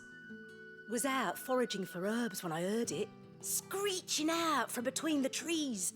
Ran back here as quick as my legs would carry me, and I ain't been back since. I see. I'll look into it. Thank you. Seems Lorbert's Pass is our best bet then. What do you say, Torgal? Shall we go and investigate? You there. Fuck! He's seen us. Get them before they escape! Black Shields. Here. What the hell are you doing here? What is it to you? Not that we give a damn. All that matters to us is that you don't leave here alive. Why were they here? Were they planning an attack on Lostwing? I need to warn Quentin. Clive, how goes the hunt for our sinister figures? I found some black shields hiding near Lorbert's Pass. They're gone now. Black Shields. The Empress's former bloodhounds. Though they serve another master now. One who means to root out and destroy both me and those I care for. And it would appear the pack has finally caught the scent of its prey. Damn it all. I had hoped I would have more time than this. More time to prepare.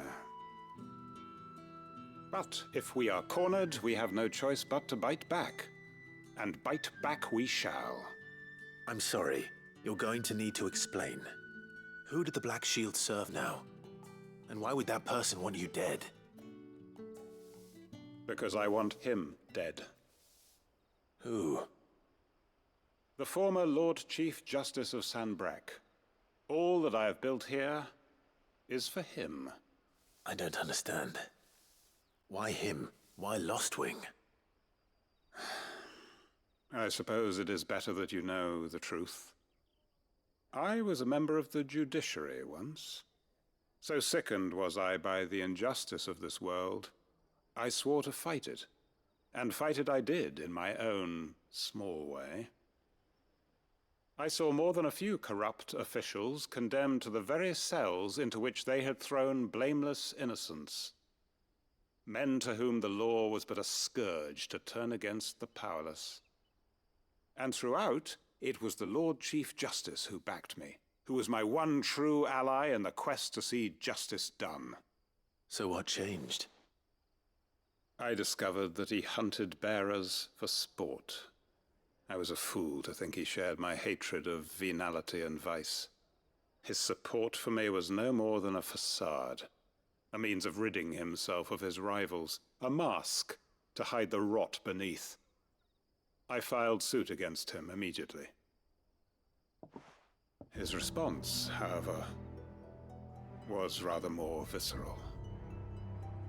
He had my entire family slaughtered, and he faced no punishment whatsoever. I lost everything.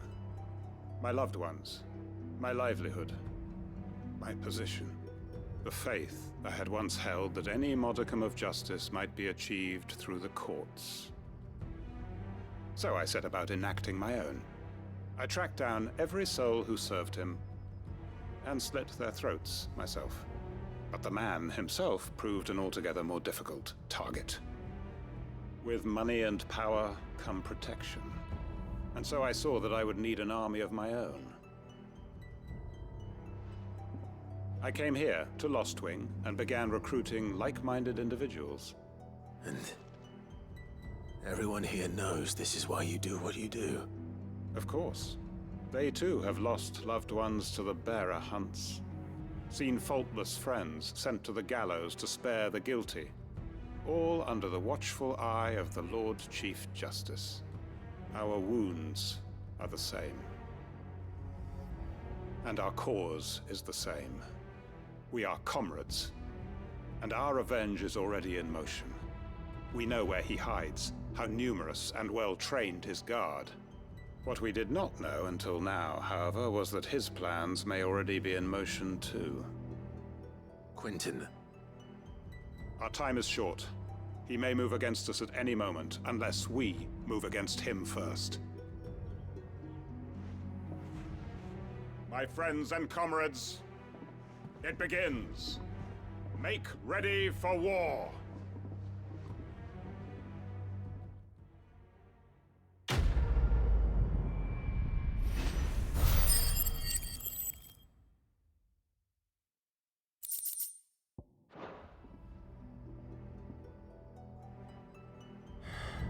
I'm not going to change his mind. Gone, just like that. And without so much as a by your leave. What's the matter? It's my apprentice. He up and vanished while my back was turned. I'd go and look for him myself, but I've got a bakery to run. A bakery that's now short one pair of hands. Loath though I am to rely on the kindness of strangers, I'm at a loss. Please, will you see if you can find him? I'll see what I can do. Do you know where he might have gone? I wouldn't be surprised if he was off somewhere mooning at Drake's Fang. He used to work there, you see. Poor fool left his heart in its hollow. All right. Then that's where I'll start.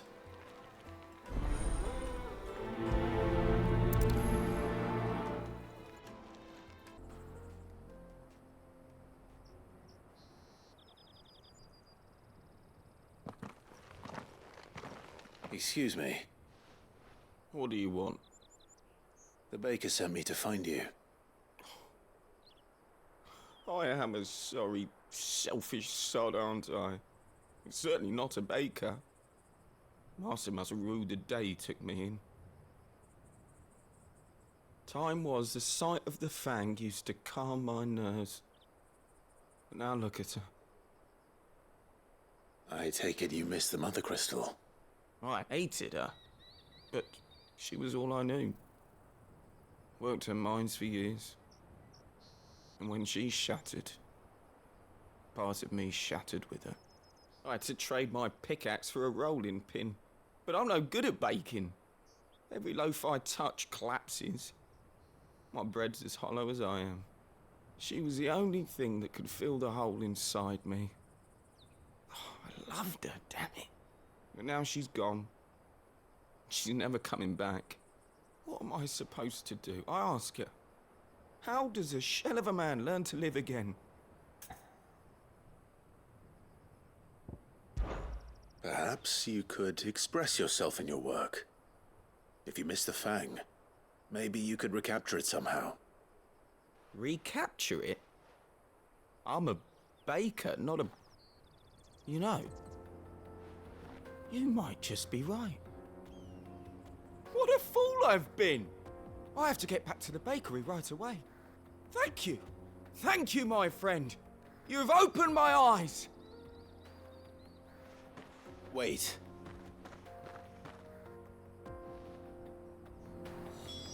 Suppose you won't be needing an escort then. Ah, there you are. The man who lit a fire under my wayward apprentice. Though I worry you might have stoked the flames a little too high. He damn near ran me down trying to get to my oven. Master, it's ready. Behold the Drake's Balm.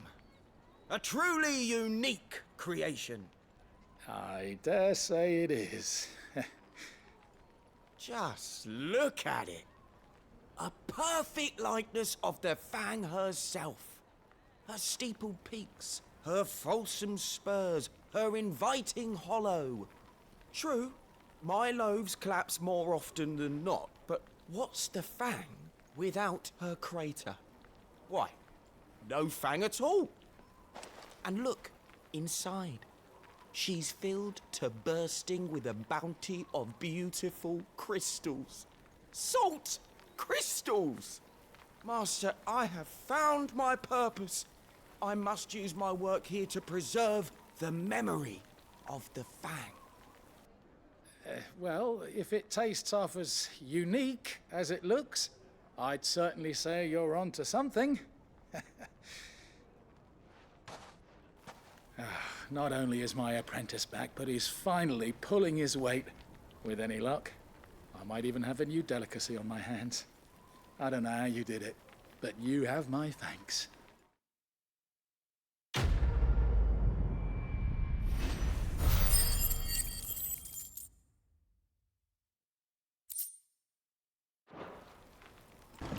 Looks like I found the river.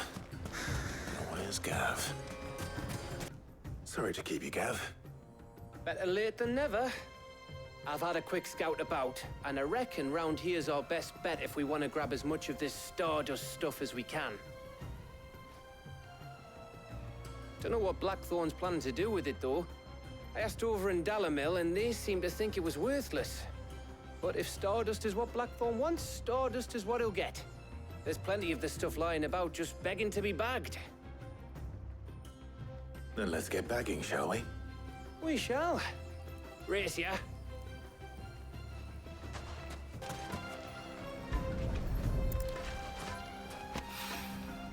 So this is Stardust. It just looks like black sand to me.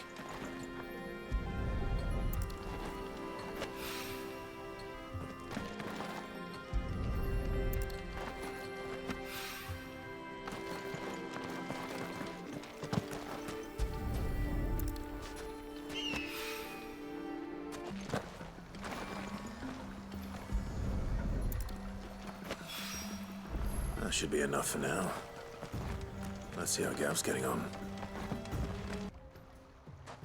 You finished? How much did you get? Enough.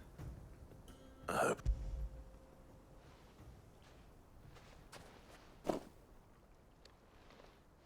Oh, you win.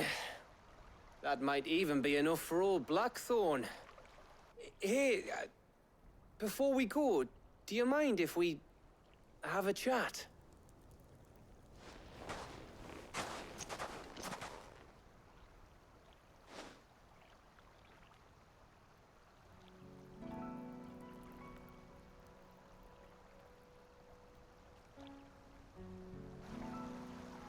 Feels like ages since we had the chance to talk.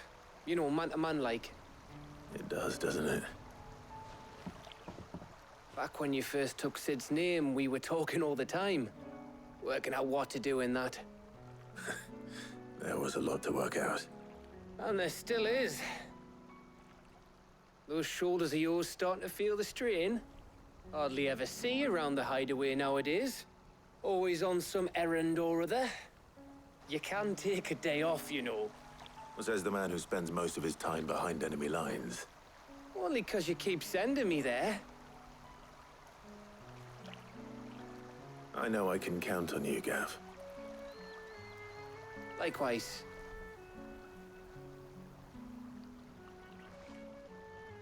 So you keep sending me wherever you need to, and I'll keep going. Safe in the knowledge that I have a home to come back to. Thanks to you.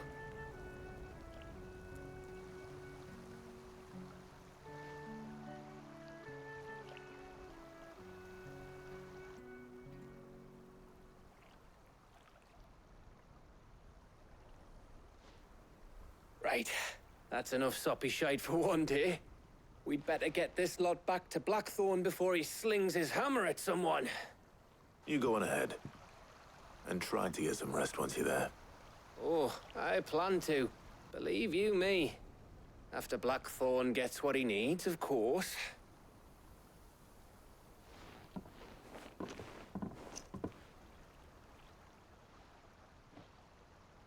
Right. Ready to go home, boy?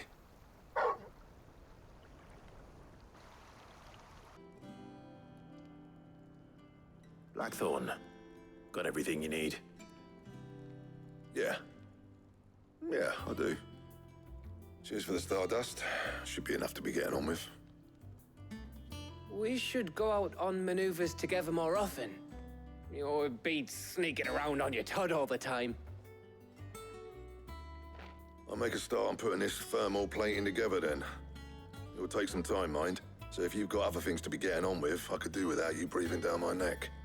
Thank you, Blackthorn. I'll let Mid know construction's underway.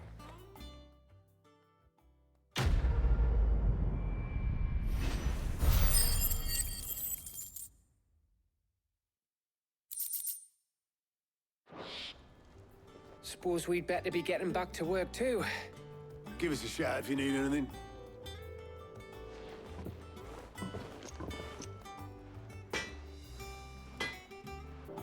You'll be pleased to hear that Blackthorn's started work on the plating. Excellent. 1 down, 2 to go. So, what's next? The helm, of course. For this, we'll be repurposing fallen scrap. Salvage from the ruins? I thought that material was all but impossible to work. Ah, but we don't have to. I'm sorry. Just so happens there's one particular ruin that's broken into exactly the right shape and size pieces for what we need. What's the name back there? I'll give you all the details. What's her name? Right. Oh, Sid, is this about the helm? Yes. Mid said I should speak with you. I'll show you the plans then. Here you see the mithril engine, in which mithril is burned to generate heat. That heat is then harnessed to produce motive force. Excess heat is dealt with by means of the thermal displacement stack, which disperses it into the surrounding air. Now, were we to rely on thermal plating alone to achieve this effect, the rate of excess heat buildup would far exceed the displacement coefficient of the plating. In other words, the reactor would overheat and eventually explode. This is where the helm comes in. It connects to the plating, you see, and serves as a sort of thermal sink to absorb all that excess energy. Our experiments have shown that fallen ceramics are remarkably thermophilic. They can withstand and absorb levels of heat far above anything we are able to make today. And not only that, they're also waterproof and immune to rust, making them the perfect material for our protective hood. Why? If sea or rainwater were to enter the reactor proper, it would vaporize instantly. The forces produced would tear the ship from stern to... You can stop there. I understand. Mid said we might be able to use parts of a fallen ruin. Where would I find it? Ah, yes. It's in Lorbert's Pass, near Lostwing. The thing is, well, I probably should have arranged to have the pieces we need brought here sooner. You see, a certain unwanted visitor has taken up residence there. It's no longer a matter of just walking in and taking them. It's, going to be considerably more dangerous than that. I see. Then I suppose I'd better deal with this unwanted visitor for you. Would that help? Oh, very much. Thank you, Sid. I'll gather my team and head there right away. We'll meet you outside the ruins.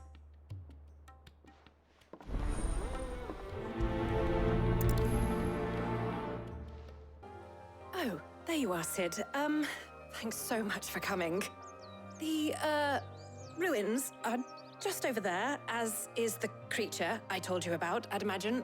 Would you mind? Of course. I'll be right back.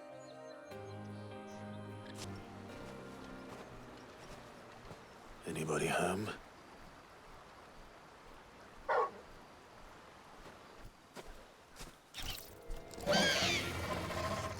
This must be our unwanted visitor. Time to go. The things I do for you, Mid. Sid! Oh, thank goodness you're safe. You shouldn't have any trouble now. Indeed. Well, don't let us keep you. We'll, see that everything is transported safely back to the hideaway. All right. I'll let Mid know you're on your way.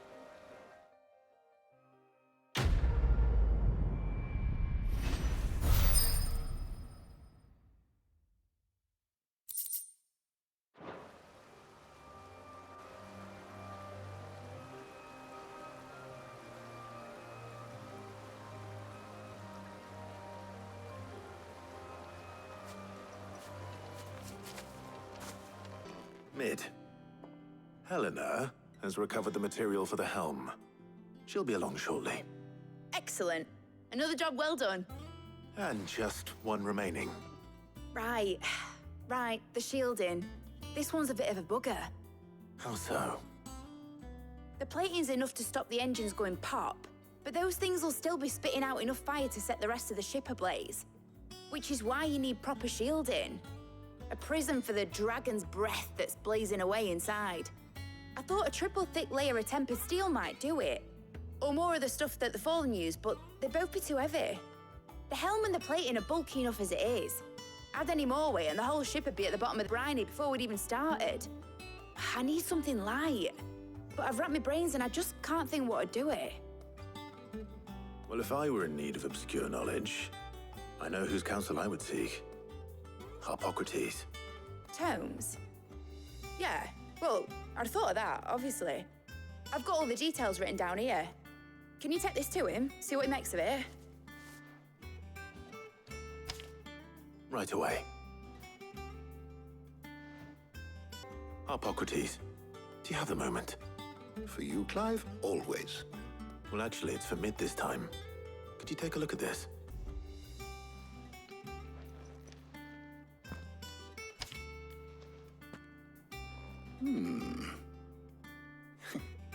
Shielding for a mithril engine. Whatever will that girl think of next? And what are these notes around the edges? She has some specific requirements for the materials. The shielding needs to be able to resist extreme heat on the inside, and yet remain cool enough on the outside not to set the ship alight, while also being light enough not to sink it. As you can imagine, she's struggling to find anything that meets her needs. I see. I wondered if you might know of a solution, or if you might be able to search the records for one. Perhaps it is not a different material she requires, but a different approach. What do you mean? Consider the lake we have made our home. Its blighted waters eat away far more quickly than fresh water or even brine, at timber and steel alike. And yet, we have made a home here from those very materials nonetheless. We have. But Bardolph must varnish every board twice over to keep it from rotting. And Obelus complains that without a constant supply of... pitch. I see. Early Gregorian histories speak of a preparation known as moon dew. It is said to be able to resist even the most ferocious flames. Before the dragoons tamed the worms and wyverns of the realm, nobles would daub their castle walls with it in order to guard against dragon fire. So if we could recreate it... It might be applied to some material or other in order to provide the protection Mid requires. As to how best to apply it and to what material, perhaps Bardolph and Obelus might be of assistance. I shall speak to them and see what wisdom they might have to offer. If you would be so kind as to procure the necessary ingredients, I shall discuss the specifics of how it might be most effectively put to use with our two friends. The knowledge of the past may yet prove useful to we of the modern era. Thank you, Hippocrates. And since you're asking others to help you, perhaps I should too.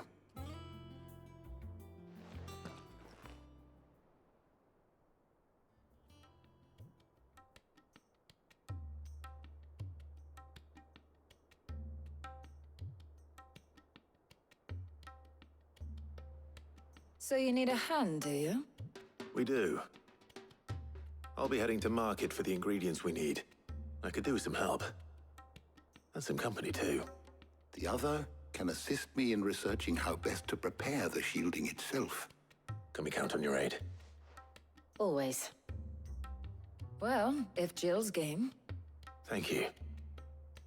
I am sure either of these fine young minds would prove indispensable in my research. I leave the decision as to who will go with whom in your capable hands, Clive.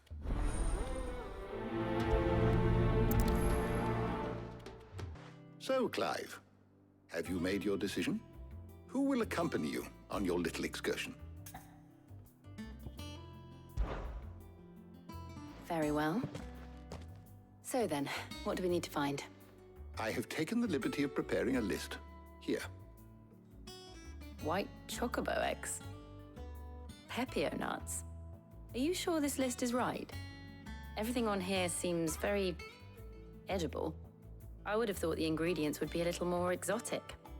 Though these items may seem mundane, they have potent effects that are rarely exploited, effects for which they were once highly prized. So much so, in fact, that they were harvested almost to extinction, hence moon dews having fallen from favor. Now, of course, they can be obtained with ease. You should be able to find everything you need at the market in Northreach. Is that so? I've been meaning to visit Northreach anyway. I'll set out now. Join me there when you're ready. I will. Until then. You two enjoy yourselves. You too, Talia. How goes the hunt for ingredients? I've only just started. I'm sure everything we need is somewhere amongst all these stalls, though. Why don't we split up and see? We'll take a couple of ingredients each. All right. What am I looking for? How about you look for the pepio nuts and some garlic? I'll find the other things we need. We can meet by the gate when we're finished. That's everything. Let's see how Jill's getting on. Did you find everything? I did. Here.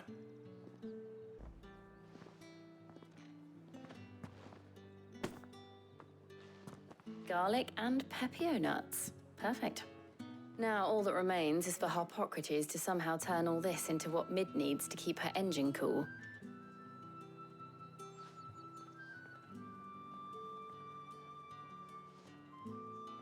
But before we head back, would you walk with me a while?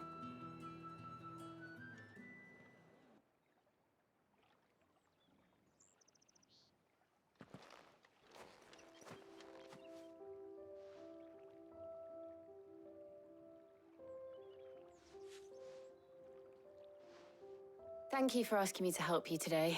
It makes a nice change. It does. It's good to get away from all the battle and bloodshed for once. Just being here reminds me of when we were children. Do you remember walking down Market Street in Rosalith, taking in the sights and smells? How could I forget? What with Torgal's antics. Remember how his nose would prick up at the scent of sausages? He'd go racing away and we'd have to go running after him. We wouldn't catch you now, would we, boy? Was there anything you wanted to buy for yourself while we're here? There was, yes. Well, sort of. Molly in the kitchens told me about a place that sells particularly good pies. Thought you might like to share one with me. I would. Thank you. And I saw some bread.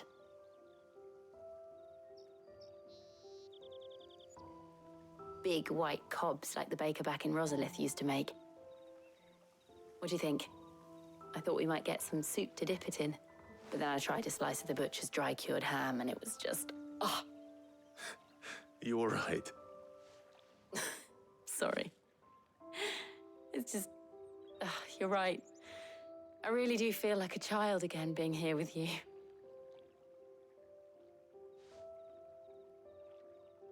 Clive. Is it wrong of me to enjoy this? No, Jill. This is how life should be. And it's how our lives will be when our work is finally done. When we can live on our own terms. I hope so. Thank you, Clive.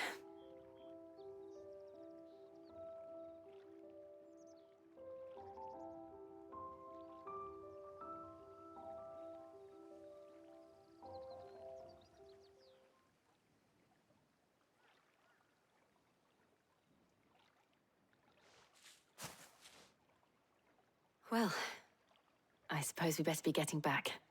I need to give these ingredients to Harpocrates and Talia. I'll see you at the hideaway.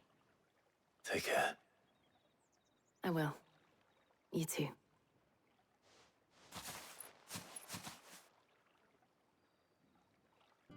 How's work on the shielding progressing, Harpocrates? Well, very well indeed. And thanks in no small part to your kind assistance. I was just explaining to Talia how we might best go about preparing the moon dew. And now that we have all the ingredients, we may begin. You can count on me. I've mixed more than a few mysterious concoctions in my time. I'm sure you have. What about the shielding itself? Work is underway, under the watchful eyes of Bardolph and Obolus. Apparently, it'll be ready soon. Thank you. All of you. Right then. Jill, would you join me in the infirmary? Many hands make light work and all that. Of course.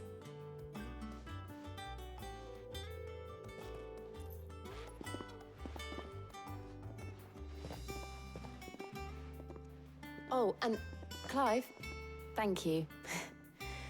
It was nice just being with you.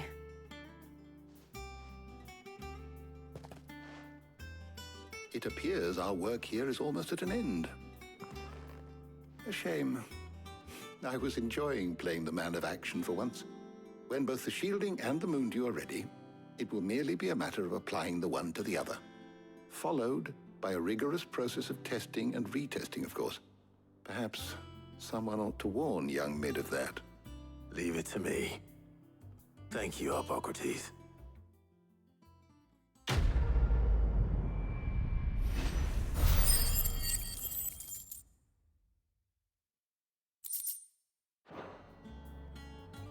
Well, I'd better go and give Mid the good news then. Sorry to keep you waiting, Mid. But you'll be pleased to know that work on the shielding is underway. You found something for it? In a manner of speaking, Harpocrates knew of a substance that's highly resistant to heat. A coating that should provide the protection you need. He's supervising the construction and testing of the shielding as we speak. Brilliant! I knew you wouldn't let me down. Don't thank me. I'm just the errand boy. Right then, let's start working out how to bolt all these bits together. To the Black Hammer!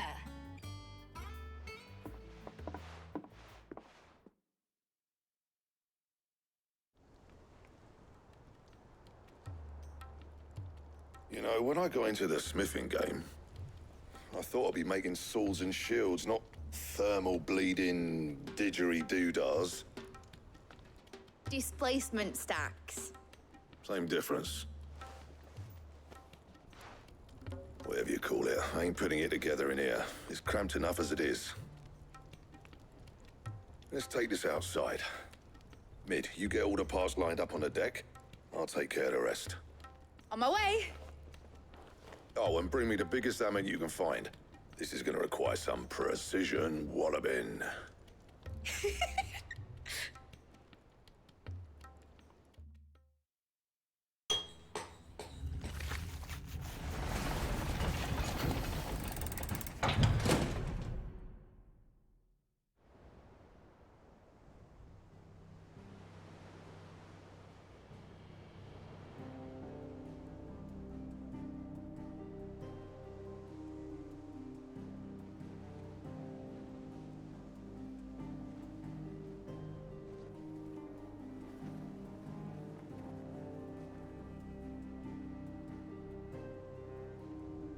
It's finished. It's finally finished.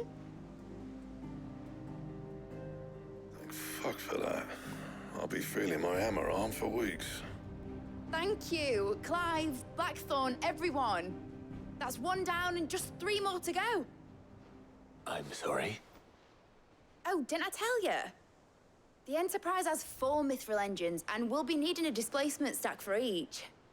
You don't mean... Don't worry. Now they've got a finished one to work off. My gang in Canva can build the rest. Good luck to them, I say. Right, I'm off to get a sling for this elbow. Any other work comes in, keep it to yourselves, eh?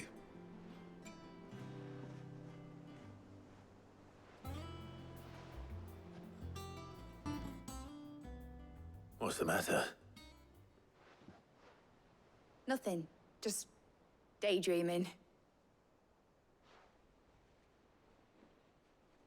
Thinking about the Enterprise sailing off over the horizon to shores unknown. Searching for a land untouched by the Blight. Just like me and my dad planned. So if the worst came to the worst and every scrap of soil in the Twins turned black, we might still have a chance. That's what she was meant to be. You see, one last chance just in case we needed it. But now she's so close to being finished, I've realized I don't want it to be that. I don't want it to be just a lifeboat for us to cling to if things get desperate. I want people to sail aboard her by choice, not from the lack of it. In a world where we're not just trying to survive, but where we can actually live.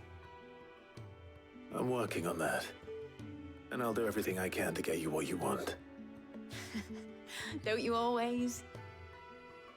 All right. My mind's made up. As soon as the Enterprise is fit to sail, I'm putting her under your command. Sod our plans, I'm trusting in yours. Are you sure about this? Something tells me it's what my dad would have wanted. He'd be proud of you. You were gonna visit his grave, weren't you? I was. And you can come too now that your little project is finished. Right. There's just one thing I need to finish up first. Won't be a mo. All right. I'll let Otto know you're coming. Meet us in the mess when you're ready. Aye, aye, Captain.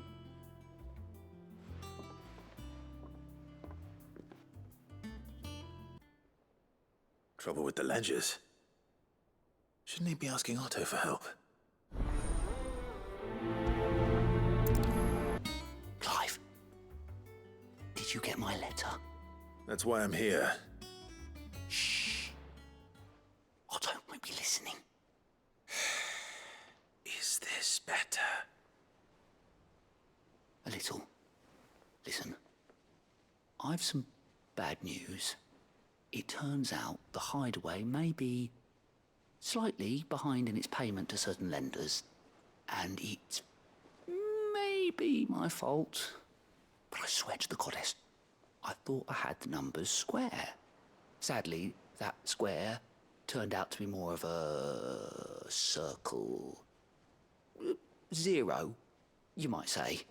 I can straighten it out, I swear, but it's gonna take some time, and I'm gonna need help keeping it from Otto. Bit late for that, I'd say. There you are! What a surprise! So let me get this straight. You forget to pay our lenders what they're due, and instead of coming straight to me, you get Clive to come to you. And I hope he'll dig you out of the hole you've dug for yourself. Clive, the man in charge of the place you've been cheerfully trying to bankrupt. And you thought this was a cunning plan. Why? Well, who needs paying? Oh, just Martha. And the Dame. And, well, Lady Karen. But only 500 talents. We owe 3 of our most trusted friends 5 million gil. Each. 5 million each. They lent us the bulk of the money we used to rebuild the hideaway, you see, and, well, I must have made some sort of oversight. Those ledgers were my responsibility, and it was my decision to entrust them to you. This is my fault. Do we have that much to hand? I can always ask my uncle. No, we don't. And no, you won't. We've lightened Lord Rosfield's purse enough. After the king's ransom we had off him, he deserves better than to see our begging bowl. Besides, we'll need to learn to stand on our own if we're gonna make this work. All right. But that doesn't mean you have to shoulder the burden yourself. Is there anything I can do to help? There might be. How'd you fancy taking these to Martha and the Dame? Rocks. Rocks, he says. Worth 1,000 talents apiece, these are. A little something Sid and I set aside for when times got lean. And I reckon 15 million in overdue debt probably qualifies. I just hope our associates' eyes are a bit more discerning than yours. I'm sure there will be. Should be me making the rounds, really. But you know how it is with this place. Orders to bark, arses to wipe, and all that. I know. Which is why I don't mind going in your place. Go. Do you know why I only gave Master Clive here 2 star rubies? Because you'd rather Lady Karen killed me. Because I'd rather Lady Karen killed you. Yes. Well, I suppose this is goodbye then. Don't worry. I'm sure Karen will understand. Really? Do you think so? No, I don't. Clive, we weren't expecting you. I wasn't expecting to be here, but it seems we still owe you a considerable amount of coin for your help with our rebuilding efforts. And though I doubt it's what you were expecting, we were hoping you'd take this as payment.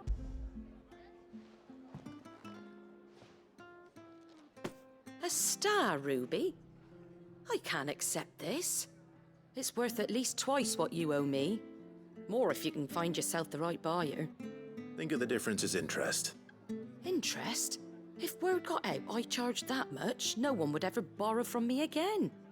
Anyway, why are you the one here asking me about this? I'd have expected Otto. Bit much sending the Lord Marquis out to settle your debts, isn't it? The old goat working himself to death again. Something like that. Most days I think he's the only reason the hideaway's still standing. Same as always, eh? Back when the place was nothing but a twinkle in the eye of a recently retired Lord Commander, word is he was the first one Sid reached out to. Probably knew that without his strong arm and level head, the idea would never get off the ground. Sid may have been the face of the hideaway, but Otto's always been the backbone. And when Sid passed away, we were all worried that would be the end of it. That Otto would just give up. His death was hard on everyone. But it must have hit Otto hardest of all. But he didn't give up, did he? Quite the opposite, in fact. If I recall, he was the one who nominated you as Sid's replacement, and rallied the rest around you. I reckon what he saw in Sid, he saw in you too. And don't we all? Doesn't hurt that you're half as stubborn and twice as handsome, neither. That, and you keep good company. I suppose I do.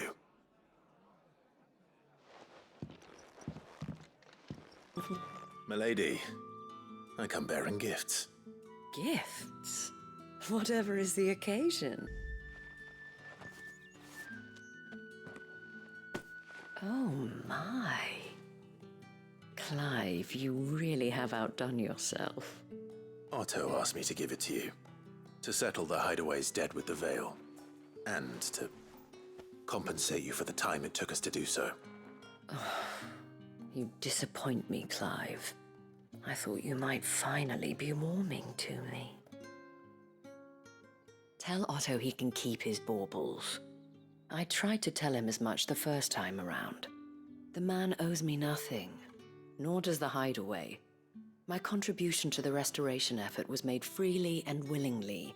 It was the least I could do. You once told me Sid did you a kindness. I'd like to do the same. Please, accept it. For my sake.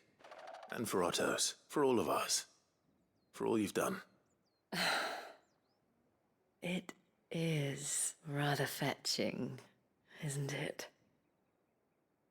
Very well. Otto is lucky to have you, Clive. I doubt anything could ever replace his son. But you and the others at the Hideaway are the closest thing he has to family. Otto had a son. Long ago, yes. Sid told me Otto lost him when he was just a boy, and blamed himself for not being able to stop it. I don't know how it happened, whether there was anything he could have done, but it was clear that it weighed heavily on him. I didn't know. How could you have? I doubt anyone did. Besides Sid, I've never met a man more keen to bear his sorrows in stoic silence. An ill habit, given that both have always been surrounded by friends desperate to help them. I'm beginning to see that.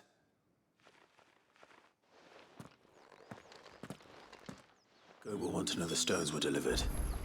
If he's still with us. Goat. Still alive, I see. So Lady Karen accepted the ruby. Ah, about that. I tried my best, but she was just too stubborn to take it. She threw it right back in my face, in fact, and told me I could stick my stupid stone where the sun don't shine. Karen refused payment. I hope it wasn't something I said. I'm sure you were as tactful as ever. Let me see what I can do. Oh, wonderful. I hope you have better luck than I did.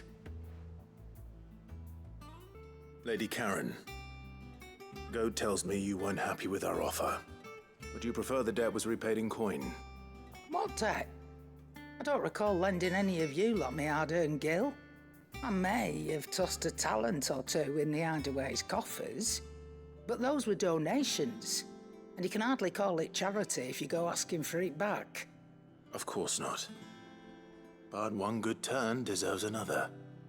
And our circumstances have changed.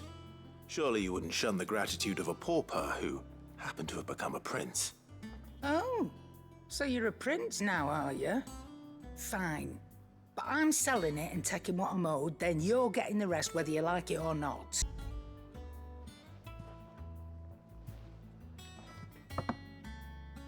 Where'd you even get this? A decent trader might nab 1,000 talents for a star ruby.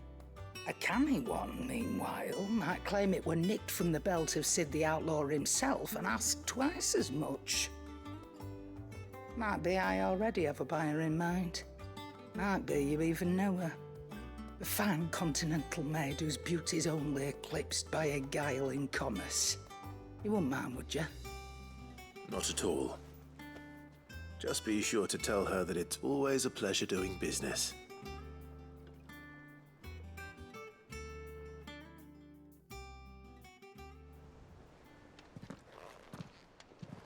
I hear you ended up delivering all 3 stones. Thanks to this lump. I sometimes wonder what I pay you for. Speaking of which, I still haven't been paid last month's wages. Oh, so you remember what's owed to you then? Get your ass behind that disc of yours and don't get up before those ledgers are square. Right away.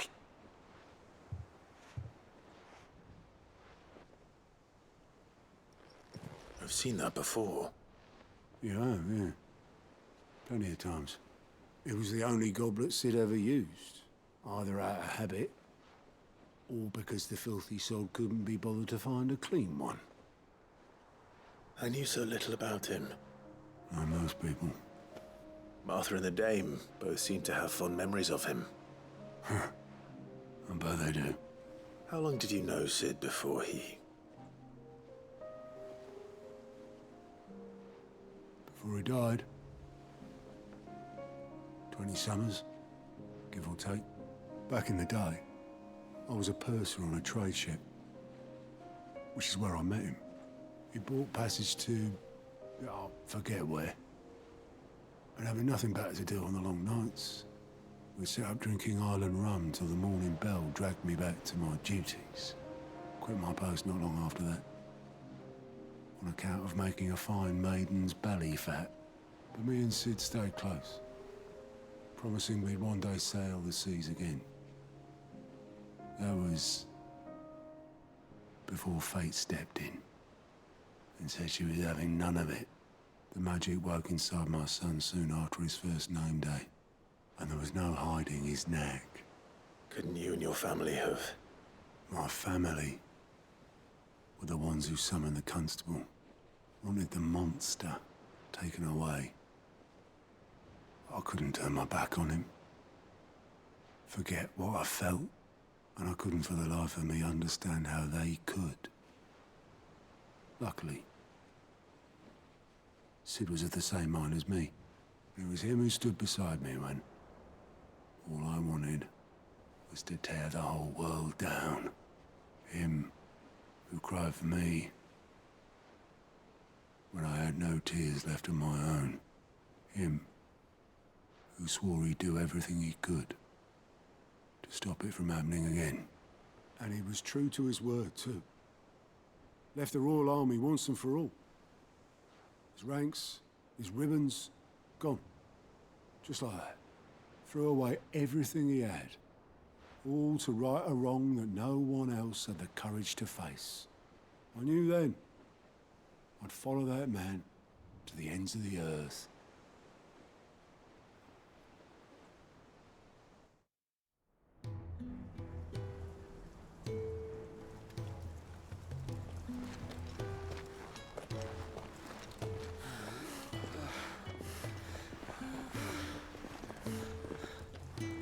He was always too clever for his own good, was Sid.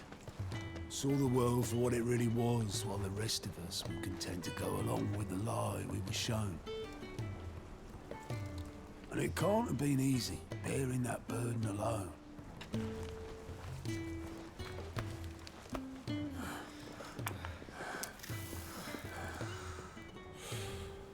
But he didn't let it stop him.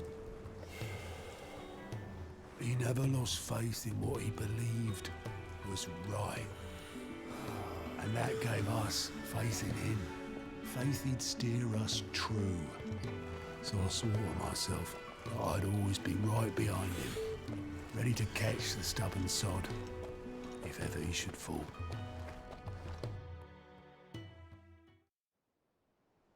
But I couldn't even do that.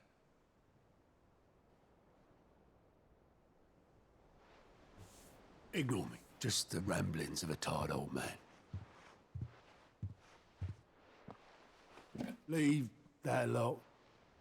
I'll tidy it up in a bit.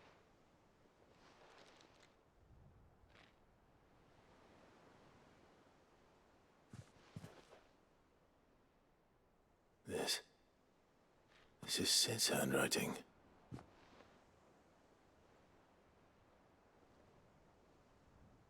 Dear Otto.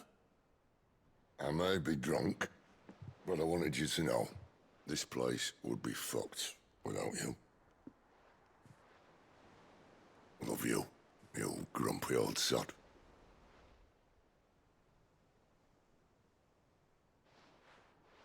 This note. What about it? Sid was right. Without you, we'd all be lost.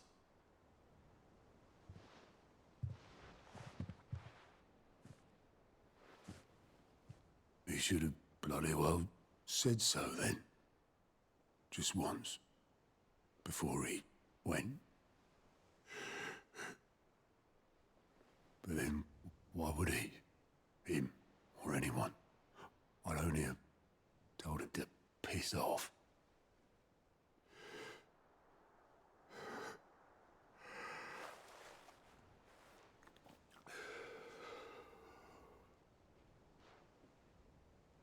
You're wrong, though. Both of you. It was never just me keeping the hideaway afloat. It was all of us. I just shoved people in the right direction, and I barely seem to be able to do that anymore.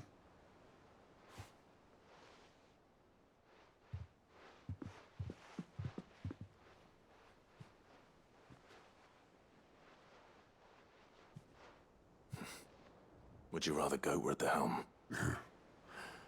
Well, maybe I've got a few more years left in me. I'm going to hold you to that, Otto. Before you go, Sid would have wanted you to have this. But that's... This'll do me just fine.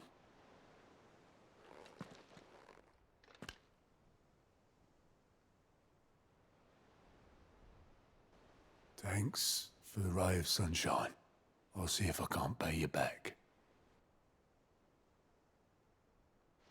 Already have.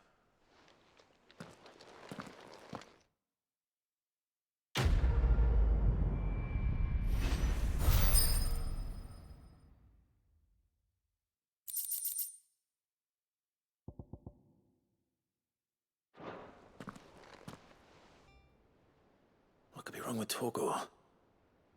He seemed well enough when I last saw him.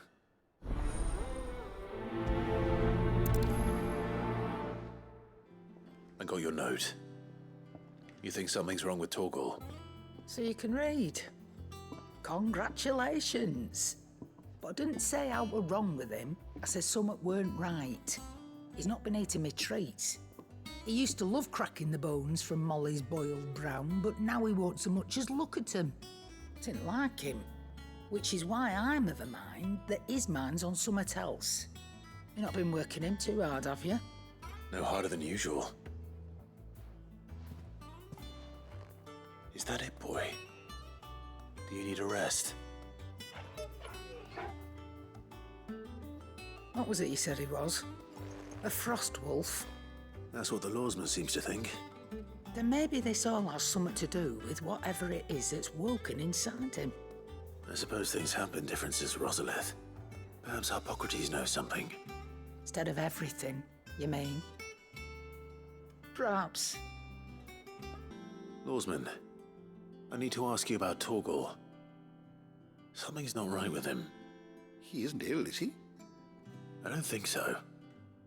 But according to Lady Karen, he seems to have lost his appetite, which is certainly a new development. She says he's hardly been touching his bones of late, and she believes it may have something to do with what happened at Rosalith Castle. I rather think she might be right, though not about his appetite. All canids are instinctively inclined to crack open bones for the rich marrow that resides within, and I see no reason why a frost wolf should be any different. Accordingly, I suspect it is not a lack of appetite that afflicts Torgor, but a surfeit of it. If we assume that his newfound magics require additional nourishment to sustain, it may well be that the bones Lady Karen is accustomed to providing are no longer sufficient.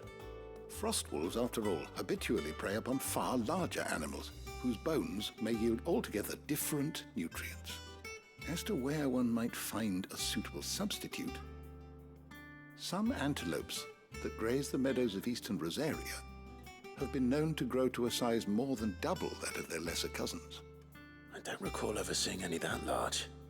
And little wonder. The oldest and largest such creatures rarely leave the safety of the highlands for fear of predators. The last elder antelope sighting I recall hearing about took place near Cressida, and that was long before the village was abandoned. Even so, it seems like a good place to start. Good hunting, Clive. Well, it's certainly quiet. If I were a giant antelope, it would seem like just the place. I doubt we'll find one bigger than that. You hungry, Torgal?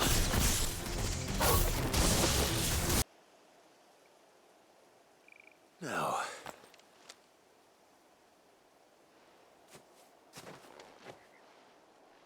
Will it be enough, I wonder?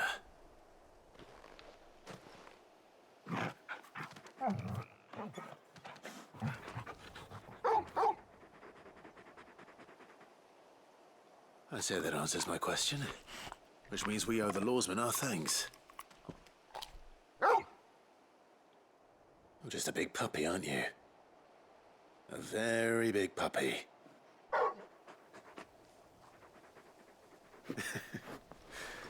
You do know you can take that with you, Torgal. Lady Karen will be relieved to hear you've got your appetite back. Come on, boy. I noticed you and Torgal had gone off somewhere. Take him for a walk, did you? You could say that.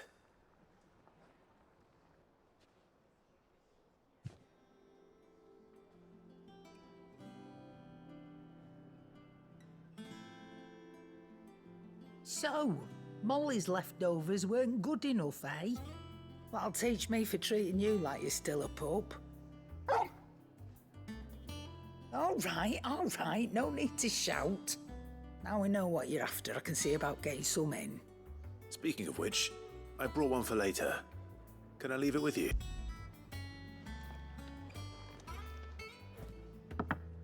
You can, eh? I'm nice like that. In return, you can thank Tomes for me. The bloody know-it-all. I was just on my way to see him. Ah, Clive. Were you able to locate your quarry? We were indeed, lawsman. You pointed us in exactly the right direction. And Torgal's been a very happy hound ever since. Very good, very good. Lady Karen sends her thanks, by the way, for your part in solving the mystery. Ah. But that reminds me. After your last visit, I found myself pondering Torgal's talents. Do you recall our conversation concerning Lady Jill's role in Torgal's transformation? About how she somehow woke the power within him? Precisely that. A reasonable conclusion, I thought. But one which raised certain questions in my mind. You see, the Fenrir of legend served Shiva and Shiva alone. And while the powers attributed to him are certainly impressive, the records imply they are somewhat different in nature to those you described Torgal as having used. What are you suggesting? That Torgal may be the beneficiary of more than one Eikon's power. Consider that in addition to Lady Jill, he has served as a loyal companion to you, your brother, and even the late Cid. In short, the Eikons hitherto near at hand, or should I say at paw, have been diverse and plenty, and that number has only grown as the realm's dominance have fallen to your sword. One can but speculate as to how all of this has affected Torgal. He has seemed more fierce of late. And if I am not mistaken, he will grow fiercer still. We are fortunate indeed to be able to count him amongst our allies and not our adversaries. Oh, he's more than an ally. He's a friend.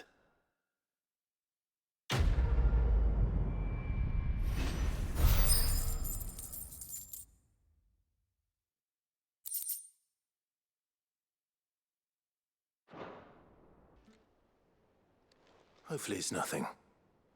But I should speak to Blackthorn just in case.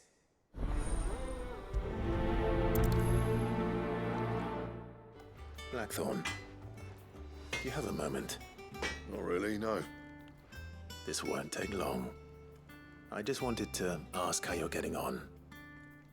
August was worried about you, and you might still be doubting your craft, even after learning the trick of that cuirass. Is there something else weighing on your mind? Perhaps sharing your thoughts might help. That bastard's like a dog with a bone. Still, you've got a keen eye, I'll give him that. He's just, well, Karen showed me something. Something I've never seen before. And that was? A sword. An odd-looking thing with a single-edged blade. The metal itself wasn't anything to write home about, but fuck me, the edge on it. You could slice a man clean in two with a weapon like that, and he'd be halfway home before he even realized he'd been cut. So that's what's troubling you? Nah. Not troubling me exactly. More distracting. Can't stop thinking, how do you get an edge that sharp? It's driving me mad. And if you knew how to do it, we could arm the curse breakers with even better blades. That's about the size of it, yeah. I'll see what I can find out. Sharper swords are always welcome, and we can't have our master blacksmith being distracted. You're a soft touch, you know that. But I can't say I'm not grateful for it. Good luck, eh? Thank you. Let's see what Karen knows about this sword. You're looking well, Karen. What do you want? Out with it. I want to know about the sword you showed Blackthorn. Single-edged and extremely sharp. Running around after him again, are you? I suppose I am, yes. But I need to help him find out how to work an edge like that. It's driving him to distraction. Little wonder, I suppose.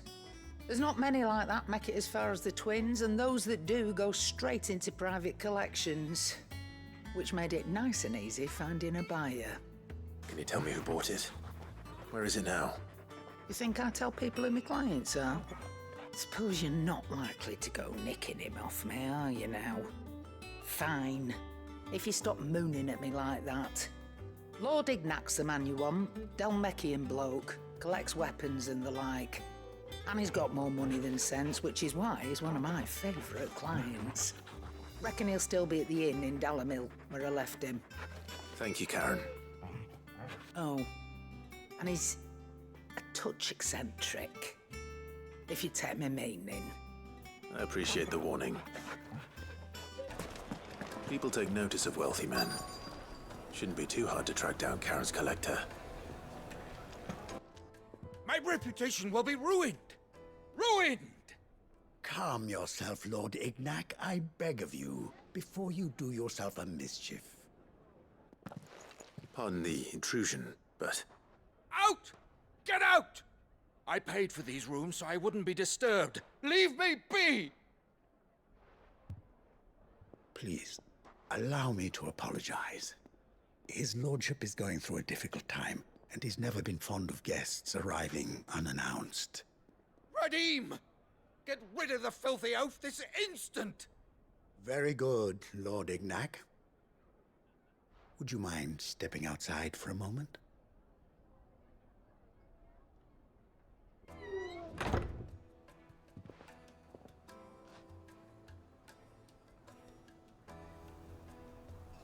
I'm sorry if I've caused you any trouble. That? Oh, no. That's just how his lordship is. Though the morning's events have left him somewhat fractious. He has been dispossessed of his luggage, you see. The thieves also made away with a considerable amount of coin. Coin the innkeeper will soon be keen to collect. I don't suppose a certain blade was among the stolen items. A single-edged sword. It was purchased from a merchant friend of mine. Ah, you know Lady Karen. Yes, I'm afraid it was. Then I'll retrieve Lord Ignac's luggage. But I have one condition. You have but to state it. You are welcome to anything that is within my power to grant. I want an audience with Lord Ignac. A few minutes should be enough. Then I'll be on my way. A condition I would be a fool to refuse. Of course, you shall have your audience. I don't suppose you saw where the thieves went? I did not, no. Though some discreet inquiries made on his lordship's behalf mean that I know where you might find them. The bandit's bed. Every ill-gotten coin in Dalamil is said to pass through that disreputable corner of the Valcroy. Then that's where I'm heading. I shall speak to Lord Ignac in your absence, and arrange for an audience upon your triumphant return. That will be very kind of you. Farewell, and best of luck. We've got company! Come on, lads, let's tear the bastard's head off! This must be Ignac's luggage. Nothing seems to be damaged. All right. Let's get it back to Dalamil.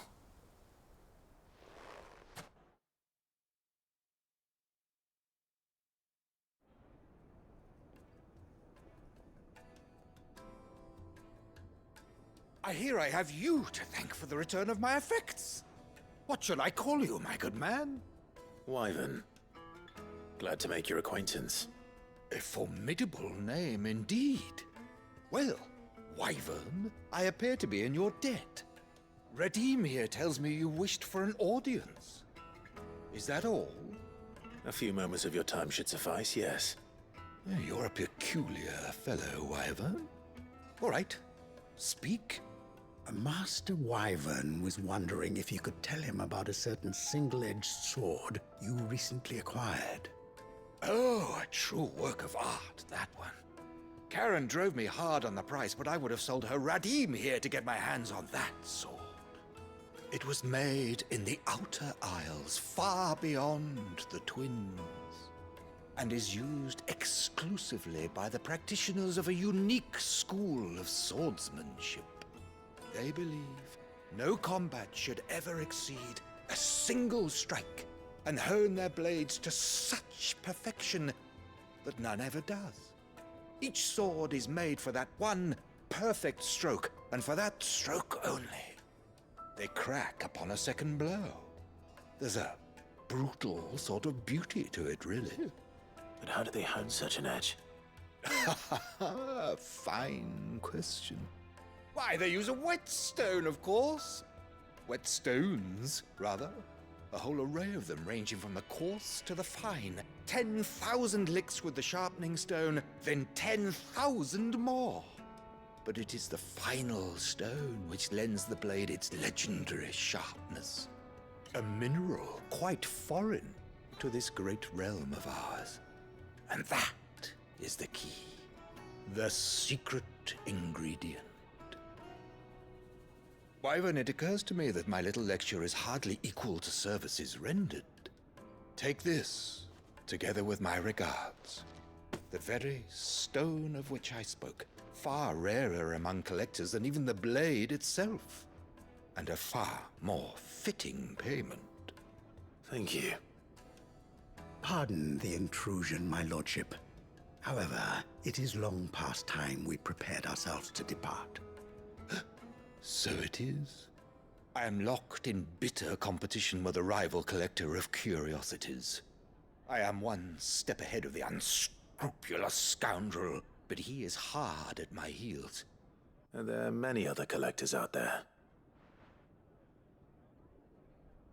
Too many to count, but only one do I consider my nemesis. Lord Byron Rosfield. And is a perennial thorn in my side. I can imagine. Farewell, Wyvern. May our paths cross again. Radim, we mustn't dawdle.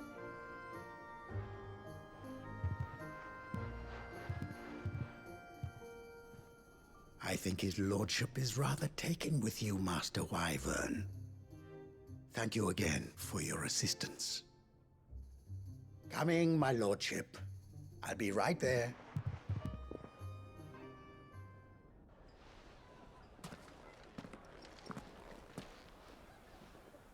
Trust Uncle Byron to find such an interesting rival. Now, let's see what Blackthorn makes of this whetstone, shall we? Sorry for the wait, but hopefully you'll agree it was worth it. You learned something about that sword, then? I did better than that.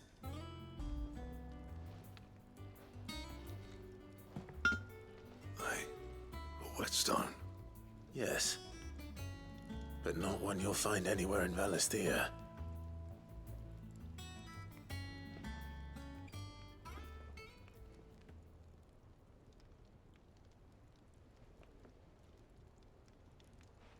No wonder I couldn't get the same finish on the grinding wheel. One hit and all done, eh? Might not be so bad if all you ever fought were duels.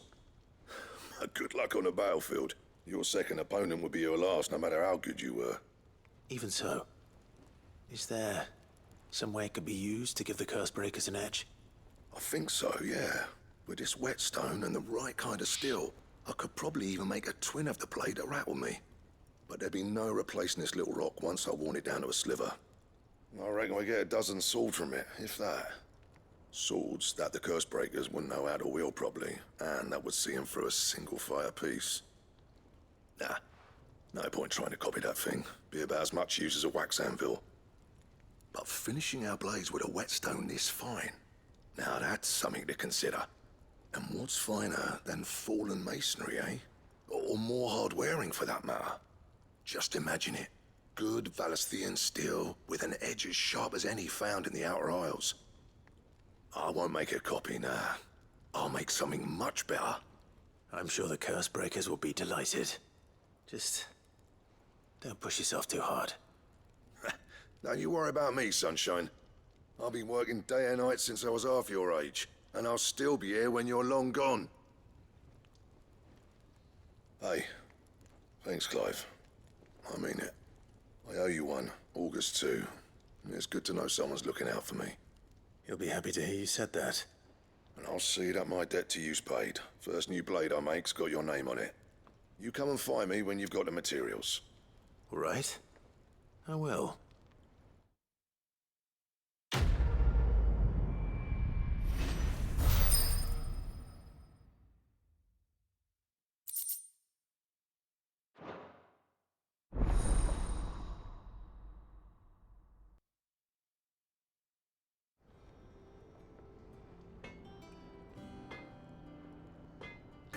Here, Sid. Reckon you might be just the man to help me out of a bit of bother, if you would mind to. Let's hear it. Well, it's about this alembic the chief's got me making. Lovely bit of kit it is. Bung in a solution you want splitting, and it'll separate it out, just like that. Problem is, it won't always get rid of all the impurities. And with some of the stuff we need it for, that ain't good enough. Which is why I've been looking for something to filter the liquid we'll be cooking off. And that's where I was hoping you could help me out. I imagine Ty could get some use out of this alembic too. Distilling medicines and the like. All right. Why not? Proper job! So what exactly do you need for this filter? Nothing but bomb ash'll do, says the chief. Gave me a sample she'd obtained from the university stores. Couldn't believe my eyes. You pour the blackest blight water through it, and it comes out clear as a mountain stream. So, I did a bit of reading about where I might be able to get hold of some. And do you know what I found out? It's only the blimmin' bones of a bomb king. They leave them behind when they die, see? I take it that's where I come in. If you wouldn't mind. I saw a billet on the hunt board for one just the other day. Would have gone myself, but, well, fighting dirty great balls of flame ain't exactly my forte. You, on the other hand... All right. I'll see what I can do. Thank you kindly. And good hunting, eh?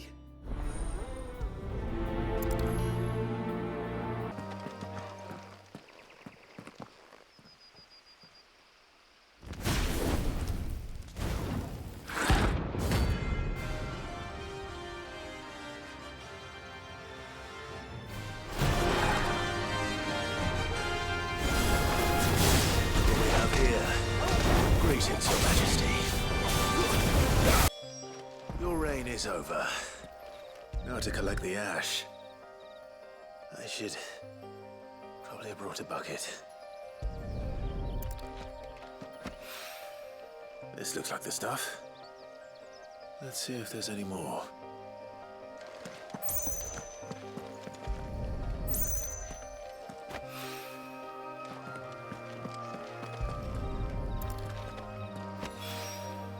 That should do it. If the wine needs more than this, he can fetch it himself. All right there, Sid? How's that hunt for the bomb ash going? I have it here.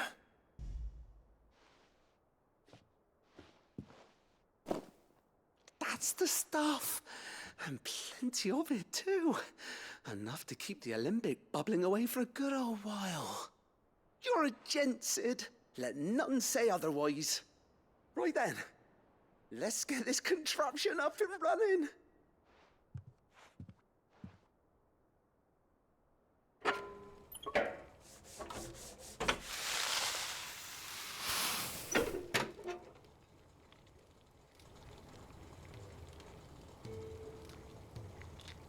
There we have it. The Telemon Alembic. And it works just like the chief said it would. Very impressive. Says the man who cut down a burning boulder. Speaking of which, I still haven't returned the favor. There's no need. The good it will do for the hideaway is reward enough. Don't be silly. Why don't you let me take a look at that bag of yours? The one you keep your potions in. Reckon I could work some magic on that. What kind of magic? Well, we happen to have isolated a substance in our test run of the alembic that I reckon will make even the toughest lever supple as anything. Thought we might use it to breathe new life into old boots and the like. Save the hideaway a few gil. But I reckon if we slap a bit on your bag, it'll loosen it up enough for you to squeeze in a bottle or two more. Well, it can't hurt to try, I suppose. That's the spirit. Leave it with me. I'll only be a mo.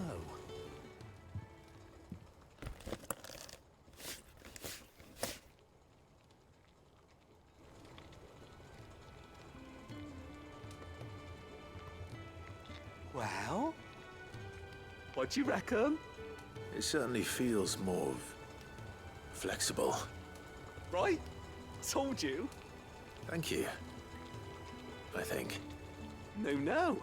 Thank you for supporting Mid and the rest of us in our endeavors. Without you, we'd never have been able to discover wonders like that stuff I rubbed on your bag. And I'm telling you, there's plenty more where that came from.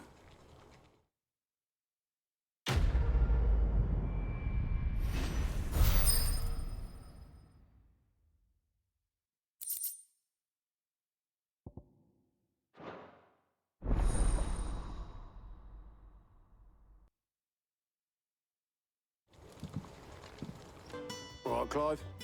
Asterix. Mid finished sending half the hideaway traipsing across the twins, has she? I swear, that girl'd do anything to put off visiting her old dad's grave. No excuses now, though, eh? Not quite.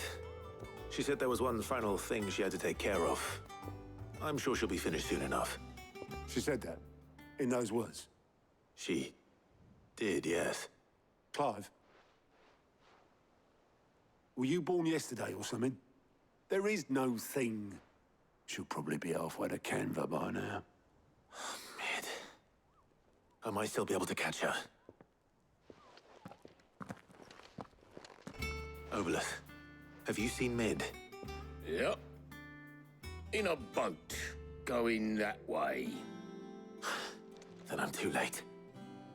You in a hurry and all, are ya? Oh, I offered to take her across, but she wouldn't wait. Just paid for a dinghy and rowed off. Oars going like the clappers. Got some life in her, ain't she? But anyway, I was on my way up to see you, as it happens. Got a letter for you. Urgent, by the sound of it. One of your uncle's men said I was to hand it to you in person, post-bleeding haste. And you're here now. Thank you, Obelith. Don't mention it. What tidings, Uncle? Trouble in Canva. Well, I'll need someone to keep an eye on Mid.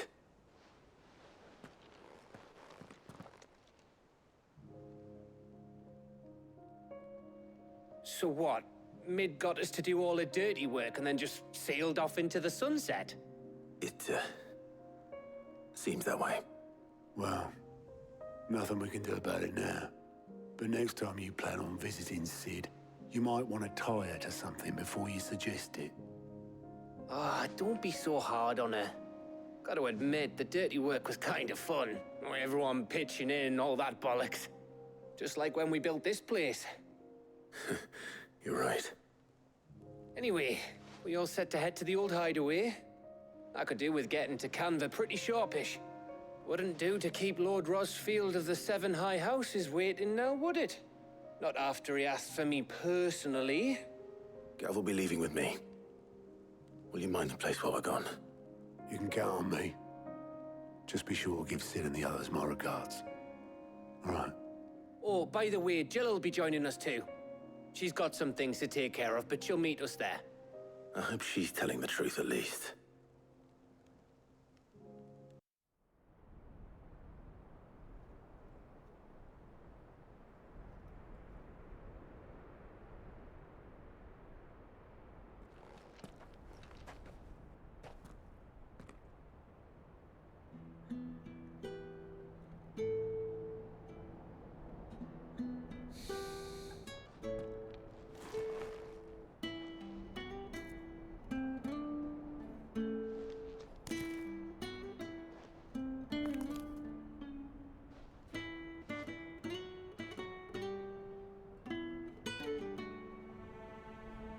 Well, Sid,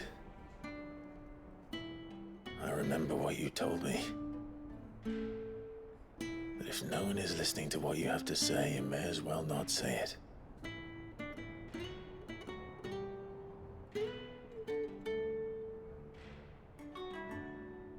But I will say this, old friend. Hugo Kuka is gone. His shadow looms over us no longer. It's a pity the Phoenix can't be in two places at once. If he'd have been with us, maybe he could have done something for the lost. Not even the Phoenix can bring people back from the dead.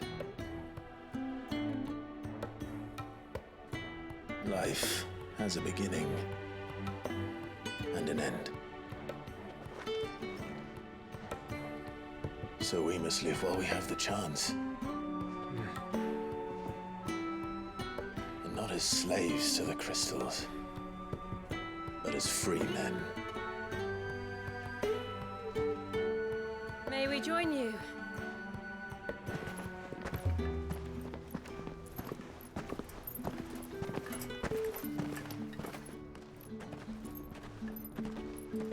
Lady Karen, what a pleasant surprise.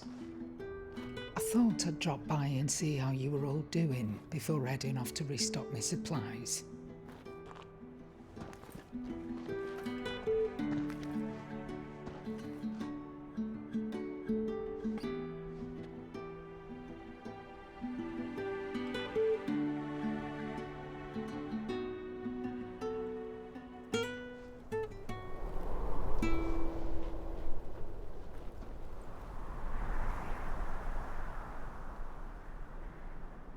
It wasn't the most scenic view back then, but it were never as bad as this.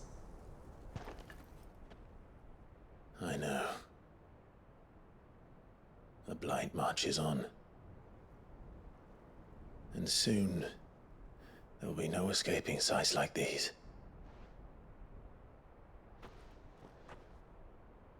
So our mission remains unchanged.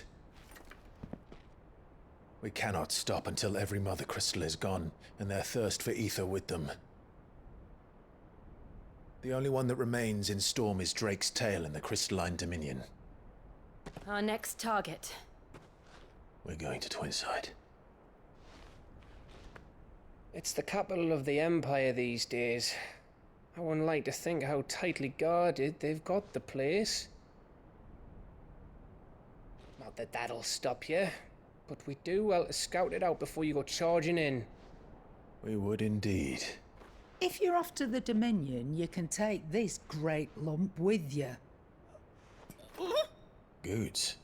Oh, I am sorry. Have you forgotten you're the most wanted man in the Twins? I thought you might like to disguise yourselves as the attendants of a travelling trader, assuming you've no better ideas. You wanted to buy yourself some tools, didn't you? Well, now's your chance. You're letting me go with them? Oh, thanks, Nan. Stop that! You'll break me bones, you great galoot.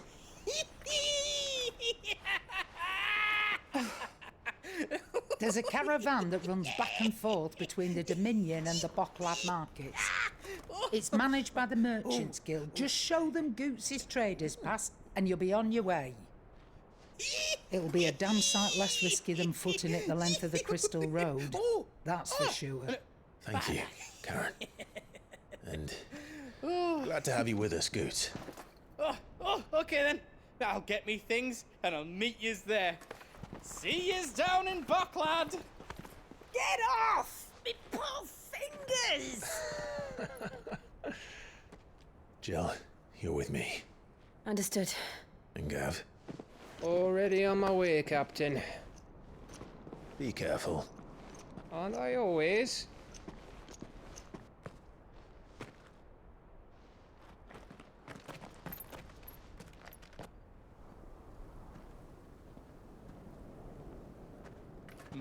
Do you see that, Sid? Your protege's making a proper little outlaw of himself.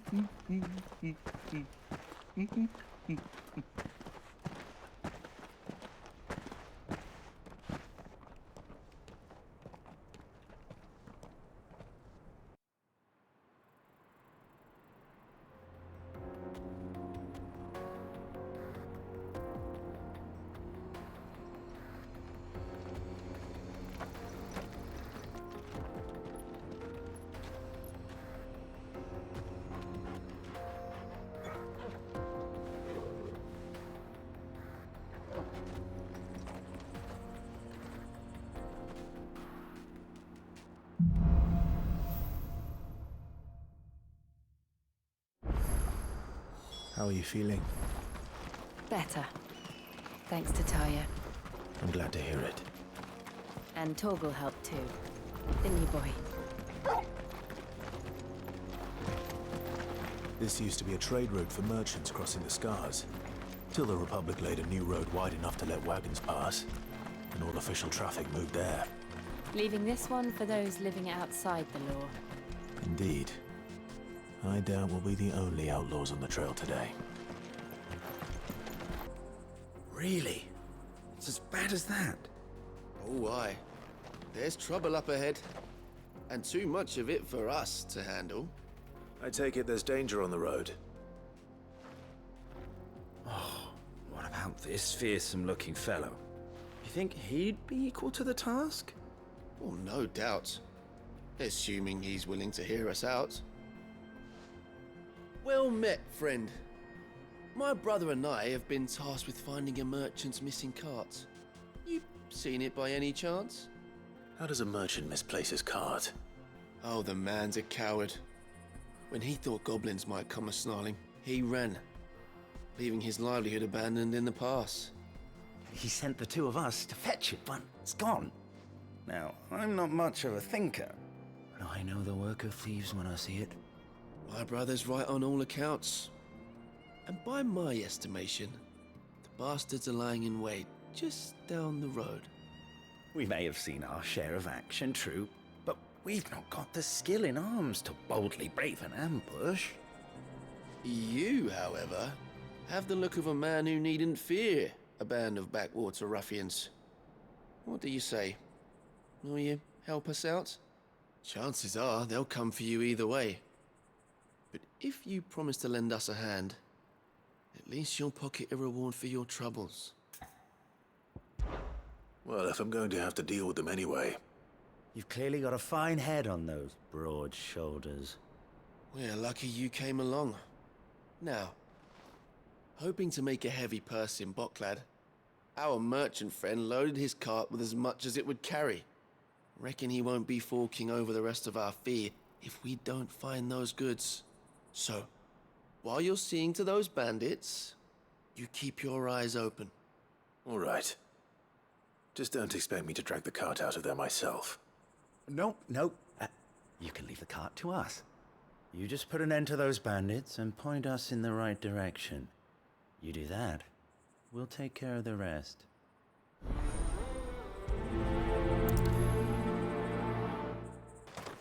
I'm not sure I trust those two.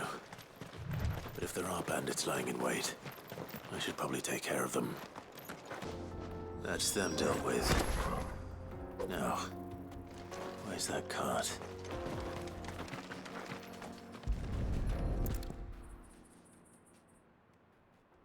Getting all of this out of here will be a nightmare. Seems we found ourselves the right man for the job, wouldn't you say? Found the cart and didn't leave a single bastard breathing. Our merchant friend will be delighted. And how exactly will he be getting his goods out of here? You leave that to us. After all, it'd be wrong to make such a fine warrior haul cabbages to market. You've done your part. And that's all you need to worry about. Here.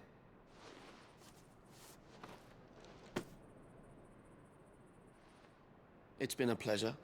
Now piss off. There's no need to be so rude, brother. What if we want his help again next time?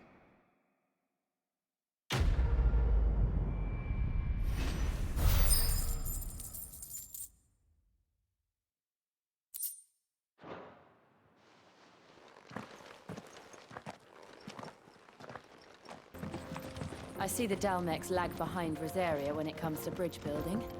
The fallen ruin should hold, at least.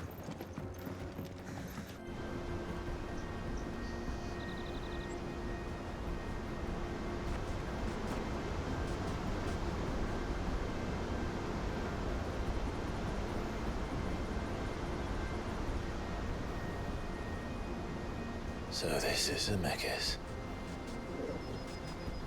The land of the gods. It's even more impressive than I imagined. I remember being captivated by the story as a child. Long, long ago, man was overcome by avarice and challenged the gods in a bid to win their power. The final battle took place here, at these falls. Or so the legend goes. If anyone ever manages to plumb those depths, perhaps we'll learn if there's any truth to the tale. That the gods emerged victorious and punished man for his defiance by visiting upon him 2 curses. Dominants and bearers. To tell the truth, I always thought it strange that the dominants and their Eikons were deemed a curse. Back home, the dominant inherited the throne. They were admired and exalted, not spurned. Whenever I got to that part of the story, I always assumed there must be something I'd misunderstood. You had a lot of storybooks, didn't you? In your room, I mean. When we were young. The old legends were always my favorites. Epic battles between gods and men. Father encouraged me to read as much as I could. He thought it good for my education. You really were a boy like any other, weren't you?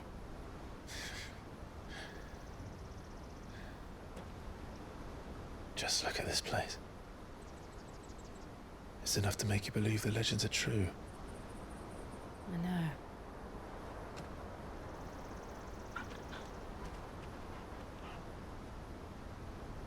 not far from Boklad. The road will be busier up ahead. And we'll have to keep our wits about us.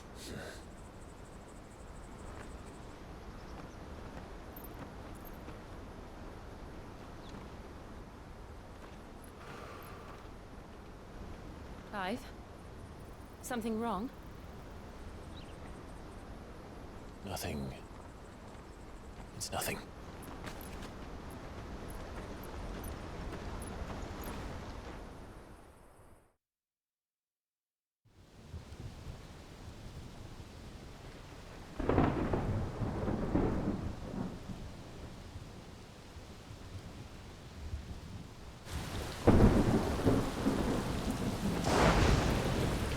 I see the reports are true, Father. You have surrendered the throne to Olivier. I have. Emperor Olivier shall rebuild the Holy Empire of Sanbreque.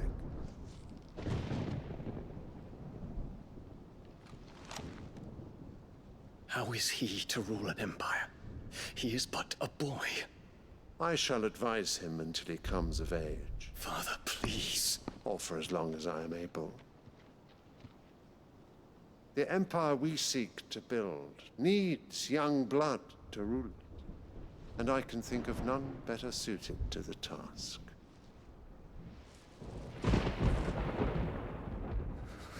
There is other news, Dion. Hugo Kupka is dead, and Drake's Fang destroyed. The pillars of the Republic have fallen. Ere long, the Imperial banner shall fly over every city in Storm.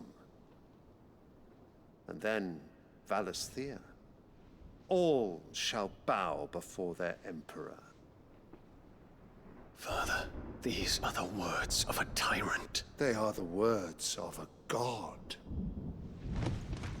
The Emperor whom I gladly serve.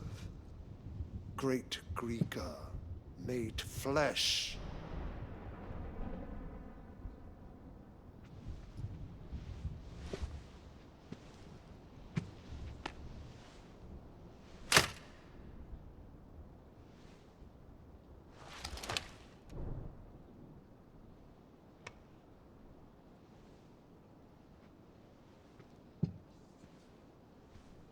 Return to your camp, Dion, and ready your forces. It is time to show the world the true power of Sanbreque.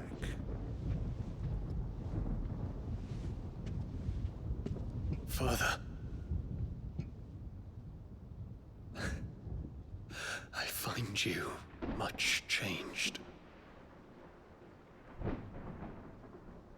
Is this truly the path you wish to tread? Or are these the ambitions of another? Of Ultima, perhaps? What nonsense is this? I speak my mind, and my mind only. Though I do owe Annabella thanks for reminding me of certain truths regarding the nature of nations, of rulers, and of the divine. You would trust the words of this traitress? She betrayed her country. She slew her husband. You have ever been an invaluable servant to Sanbreque, Prince Dion. I trust you will continue to serve your Emperor in the wars to come. The canker! Silence! Insolent wretch! You will bend the knee. All else is heresy. Sire, forgive me. This audience is over. Come, your Radiance. The Rowena Syndicate awaits your pleasure. Oh, not another meeting with silly old men. They're so boring. I'm hungry, Father. Can't we have luncheon instead?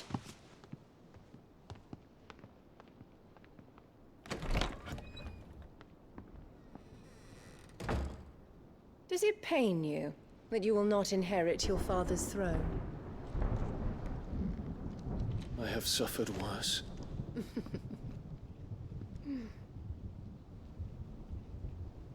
Count your blessings, Dion. For a base-born child to be chosen by Bahamut is miracle enough. You have risen high on his wings, but you shall rise no higher, lest your impure blood stain the throne. What do you know of my blood?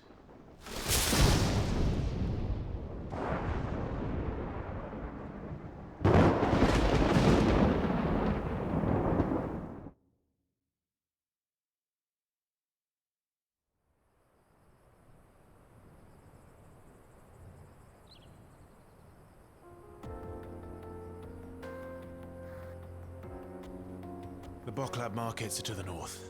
We just need to hug the coast. Infiltrating the Dominion won't be easy with the Imperials on high alert. No.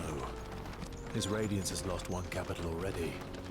We can be sure Sylvester will do everything in his power to hold on to Twinside. His troops are well-trained and increasingly battle-hardened. But it's not as if we can wait for the siege to end. More refugees. And they're all making for the Crystalline Dominion. Because they don't know how to live without the crystal's blessing. Here. This is where we're supposed to meet Goots, isn't it? That's right. He said he'd wait for us here after replenishing his supplies. I dare say he'll have finished by now.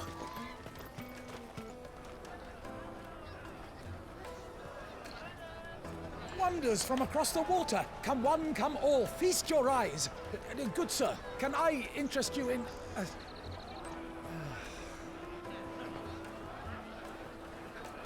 How much? For a measly crust of bread? You won't find any cheaper. Not nowadays. You're more than welcome to look.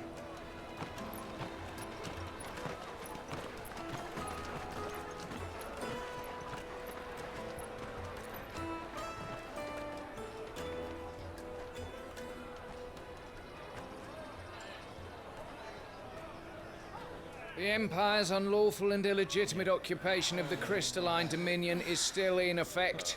Only those whose business in Twinside has been officially approved by the Republican Army will be permitted to cross the border.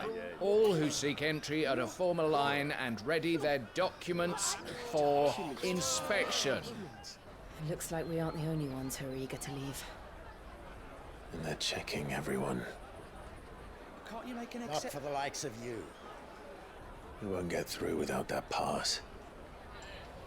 Let's go and find Good, shall we?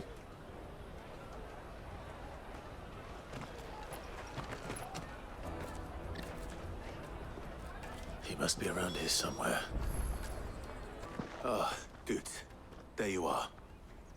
Clive, I'm so sorry. Don't tell Nan, will you? Slow down, Good.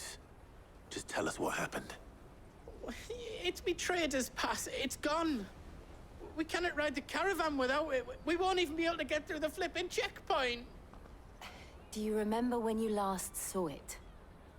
It was in my pocket a minute ago. Then a bairn bumped into me and... Yeah. You don't think that they might have nicked it, do you? It wouldn't surprise me. A busy market like this is prime territory for pickpockets. So, to get the pass back, we need to find this child. Where would we even start? I know where! I've got a pal in Boklad who might be able to help us. No one knows more about what goes on round here than she does. Where do we find her? She's the owner of the Crimson Caravans, up that way. Sign's got a red chocobo on it. No time like the present.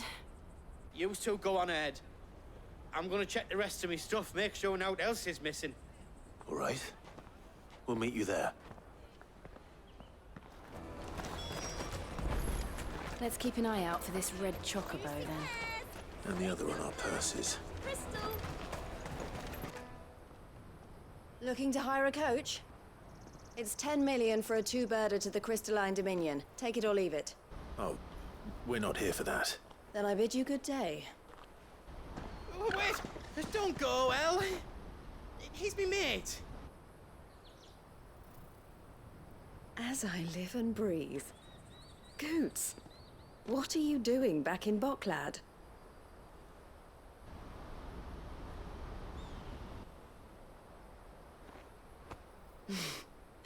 I gather Lady Karen didn't send you.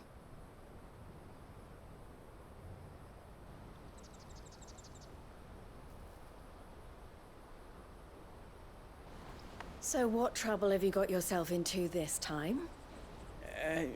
It's me trader's pass. It got stolen.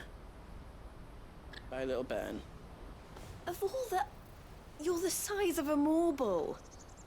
Honestly. Ugh. Goots told us that you know the markets well. Might you have an idea which little bairn could have done this? We don't intend to punish them. We just need our pass back. Then, we can be on our way. I see. So neither of you has a trader's pass either. Not that anyone would take you for traders, but I suppose that's why you came to me, correct? Now, I can't say for sure who took your pass, but I suspect I know why they did it. Let me explain.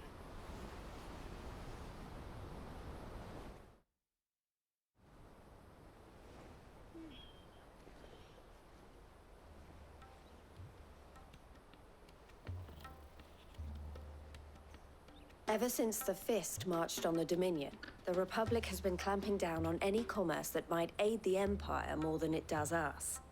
Which means traders' passes have gone from being merely a way of easing one's progress to being essential if one wishes to cross the border at all. And with demand outstripping supply, they've become a precious commodity, leading some to seek to acquire them by less than legitimate means. So the children are stealing passes to sell on the black market? Yes, and no. Passes are inscribed with the names of their owners, and yet none of the victims' names have appeared on the register of those passing through the checkpoint. Which means? That someone is doctoring the stolen passes. The same someone who is encouraging the children to steal them. And the same someone who has Goots' pass, no doubt.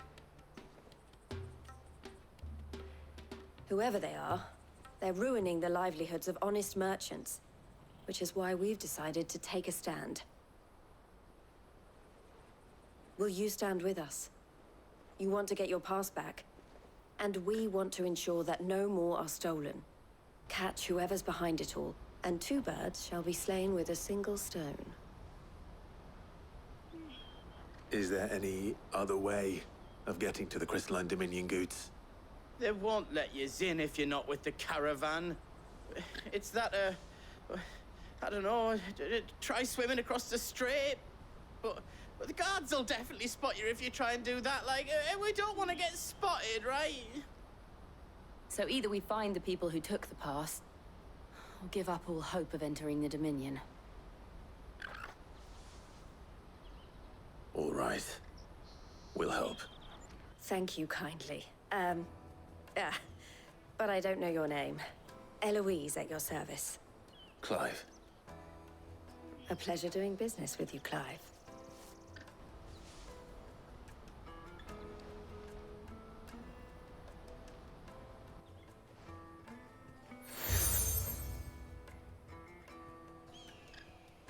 The proprietor of the furniture makers by the coach stop is spearheading the search. Wear that, and he will know you for a friend. I suggest that you speak with him first. The furniture makers. Understood.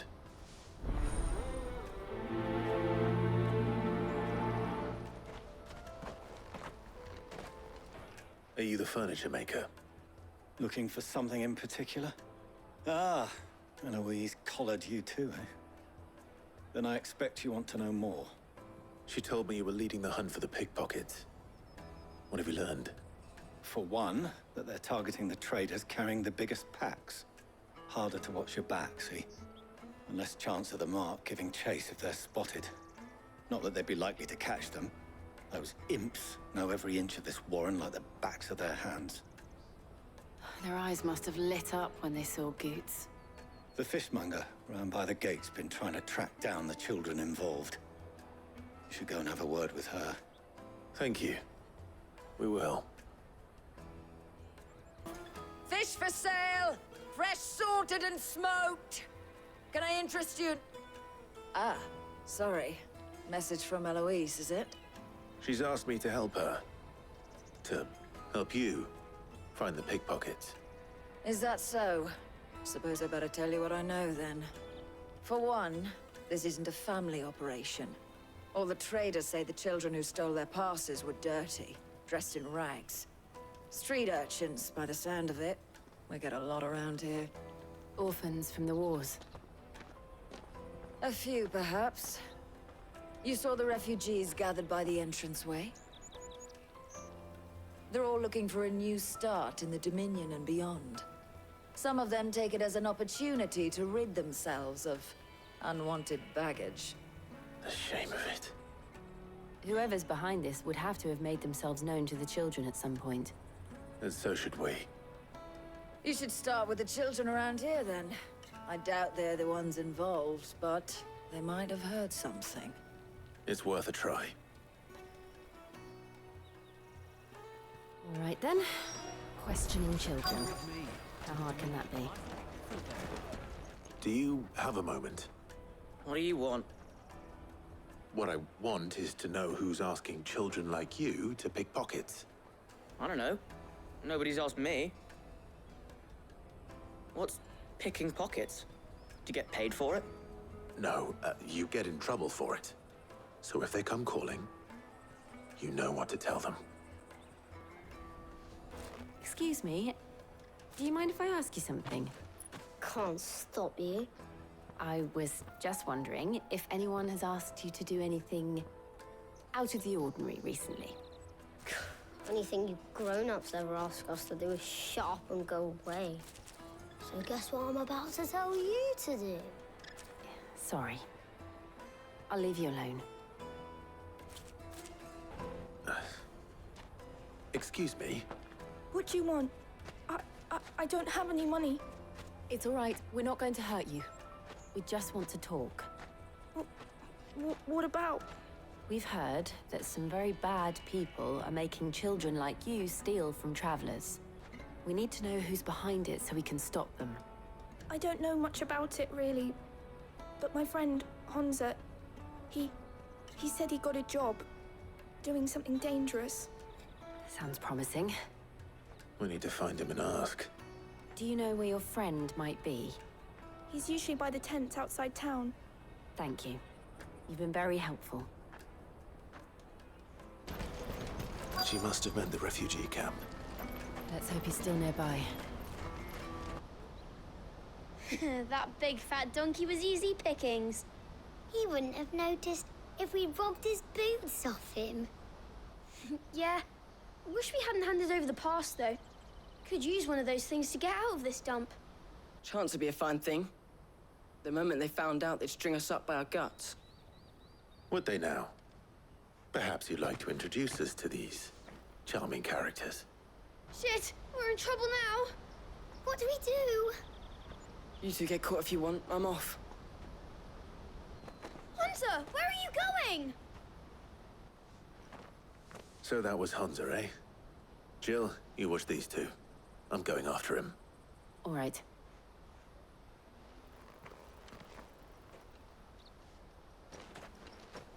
He can't have gone far. I need to find him before his employers do. Did you see a boy run past? He stole something from a friend of mine. There was a boy ran back there towards the Chocobo pen, but... Thank you. Oh, shit! Cornered. It's all right, Hunter. I'm not going to hurt you. I just want to ask you some questions. Fine.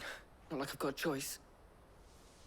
I'm looking for the people who are making you steal for them. Who are they? Called themselves the Carstones. They said they'd give me good gill if I did what they told me. I knew they were bad, but bread doesn't come for free. Didn't come at all half the time. before I started buzzing for them.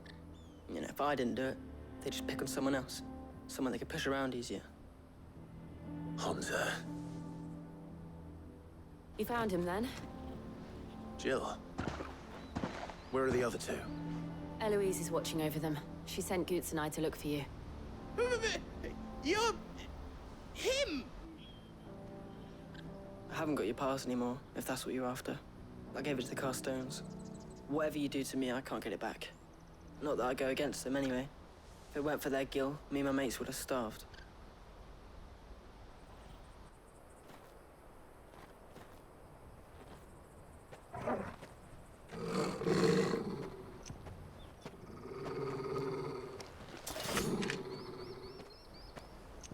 Cowards. You will not force another child to do your bidding. Wait, we're not... Don't hurt him.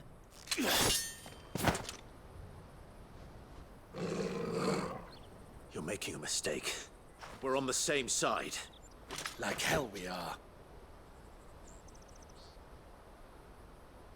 That brooch. Where did you get it? Master Theo? Goots. What are you doing with these people? Unless you're the ones my sister was talking about. Your sister?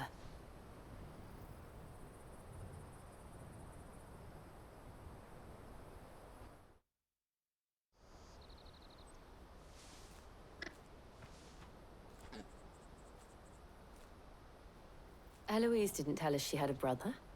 And why would she? I'm just her back and a blade.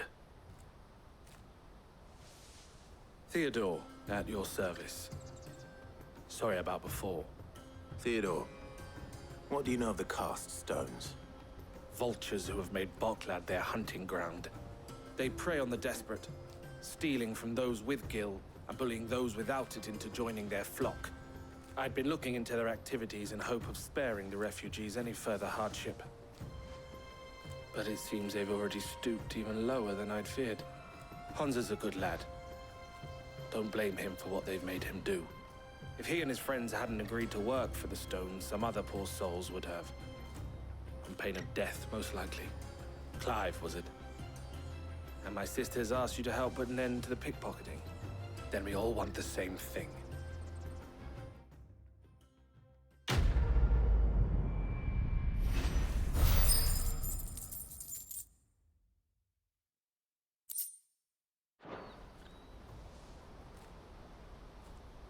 So, what's the plan? What else? We find the cast stones and we crush them. You get your traders pass back, and I make Boklad a safe place again. All right then. All right then. Hansa, where are they camped? Don't worry. They'll never know you told us. Couldn't if I wanted to. They always come to town to collect the passes. Meet us outside the gate. I tried following them once, but they spotted me halfway down the trail. Said they'd string me up. We'll try it this time. Which way were they going? Back down the road towards Leitney's Cleft. To Leitney's Cleft, then?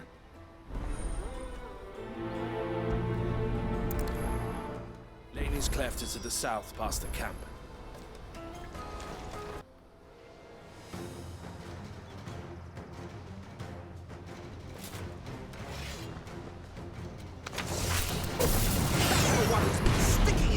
In our business. You should mind your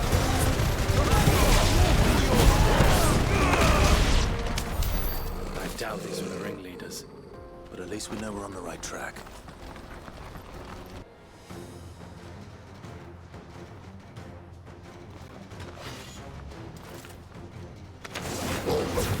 We got company! More foot soldiers. Fewer now. Not a bad haul today, eh? Aye. Some of our new recruits are natural-born ne'er-do-wells. Especially the little ones. And Hans has got nimble fingers, all right. It'll be a shame when they chop them off.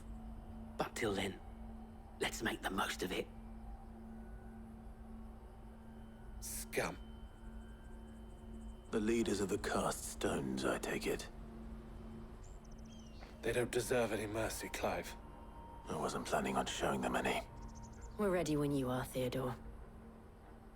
Oh, I'm ready.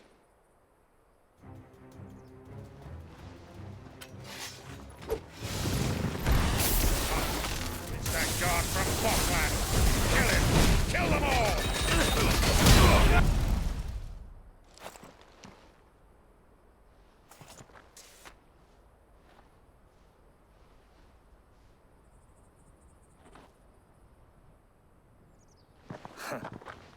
And they say crime doesn't pay. Gold chains, rings, purses. And traders' passes. Dozens of them. Have the names been changed? Not yet. I recognize some of them. No doubt Goots's is somewhere among them. Now I just need to sort through it all and return everything to the people it was taken from. We should go and give Eloise the good news. Can we leave things here in your hands, Theodore? Of course. Oh, and, be sure to tell her of the part I played, won't you? We'll be glad to.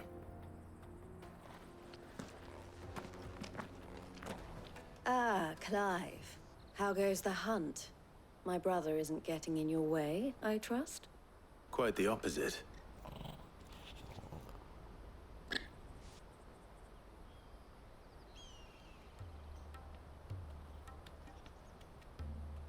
So it was the cast stones who were behind it all. Theo told me he'd been on their trail. And their demise solves 3 problems at a stroke. That of the pickpockets, the bandits pulling their strings, and the passes they were stealing. I only hope yours is among the items you recovered.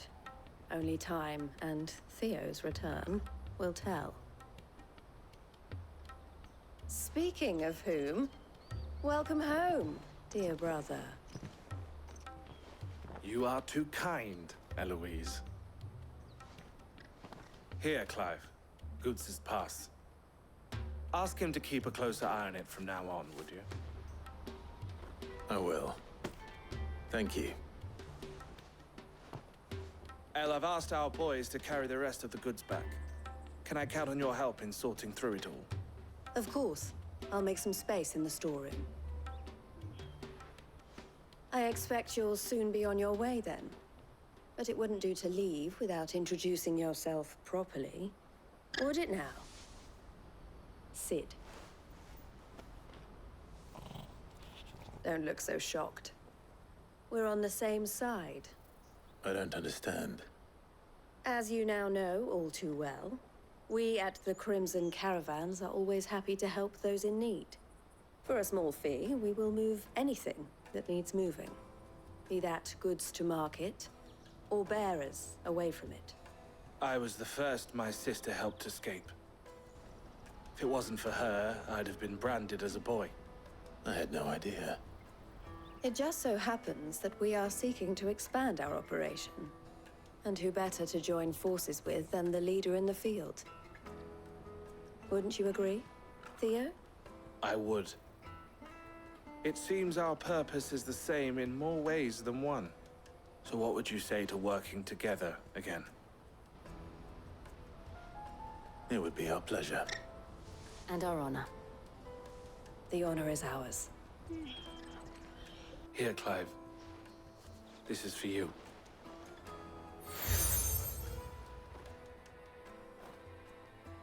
What is it? El has friends in high places, while I have associates in, lower ones. That mark is proof that you're a friend to us both.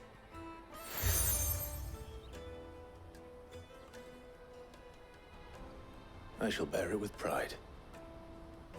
Well, all that remains is to wish you a safe onward journey. Goots's pass should secure you a place on the caravan, but if you encounter any difficulties, we would be delighted to provide you with a coach of our own. For a discounted price, of course. Say, 9 million? We'll try the caravan.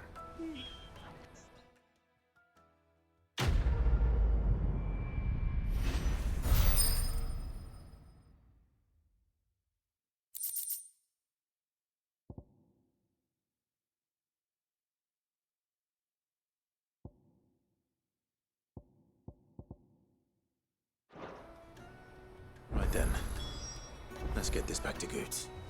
And then it's on to the Dominion. That well-notched steel and impressive physique.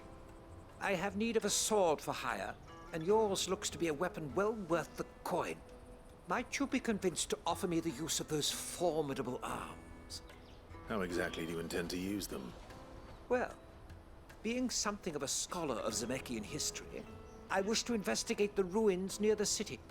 And I require a rugged companion, lest I find myself waylaid by ne'er-do-wells or the beasts said to roam the area. Should you accept, you will not only earn yourself material wealth, but partake of the true treasure that awaits us there. The rich and storied history of Zemeckis. Well, will you ever party to a finer proposition? My arms are yours. Wonderful! Then come. We must away. But where are we going? Along the old Zemeckis Road, and from there, onward to discovery. Quickly! There is not a moment to lose. Wait.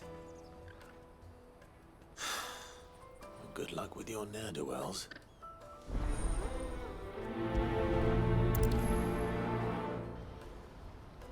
I'd better make sure he doesn't get himself killed.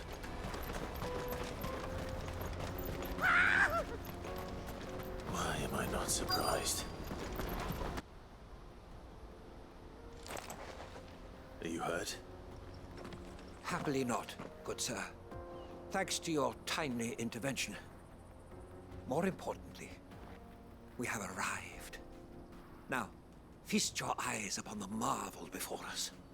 Ruins, a relic of the fallen civilization. A sight so common that man is oft blinded to its wonder. Colossal vessels, dashed from the very heavens. Airships, we call them, with very little thought to what wonders such a word might describe. Oblige me if you would. Does anything strike you as peculiar about this particular specimen? Though we ourselves find fallen ruins to be nigh indestructible, whatever gouged the final sin from the rock cleaved clean through the structure you see before you. A tantalizing mystery, no doubt, but merely one of countless enigmas in which Zemeckis history is steeped. Come, good sir. Our expedition continues, and we still have much to learn.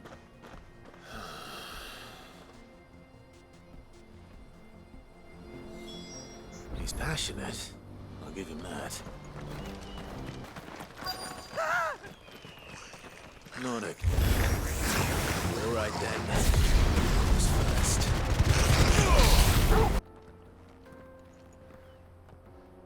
You're going to get yourself killed.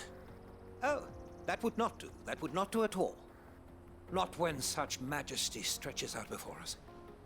Behold, the final sin in all its glory. As Moss tells us, a battle was fought here in ancient times. A battle of such ferocity that it tore a great crater in the very land upon which it was waged.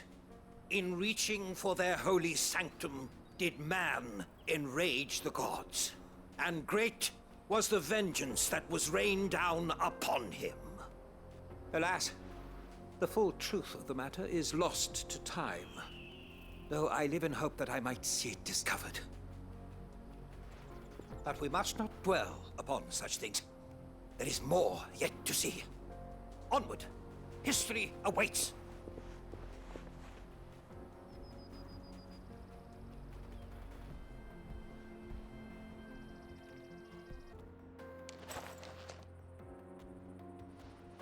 Still in one piece? It would seem so. Once more I am in your debt. And once more you impress me with your prowess. These were no ordinary foes, but ones we in the field call echoes. Though Moss the chronicler concurs with the legends in attributing the fall of Zemeckis to a wrath wrought upon mankind by the gods, he offers little in the way of explanation. Could the ruins we see before us here, in all their elaborate beauty, perhaps suggest an answer? Could the construction of such miraculous edifices have been considered an encroachment upon the province of the divine. Alas, all is mere speculation. But one day, perhaps, I will learn the truth. Not if you keep running headfirst into trouble. You are right, of course. And not only have you plucked me repeatedly from the jaws of death, you have proven yourself a willing audience to my ramblings. Glad to help, but didn't you say you came here to investigate something? I fear I may have rather overstated the case on that front. In truth, a captive ear was all I really desired. You see, even my fellow scholars have grown somewhat weary of my musings of late. And so I came upon the idea of purchasing a companion. A captive audience, if you will. That's what this was all about. I am afraid so. And now, my good man, it is high time we returned whence we came. Fine. Just don't go running off this time.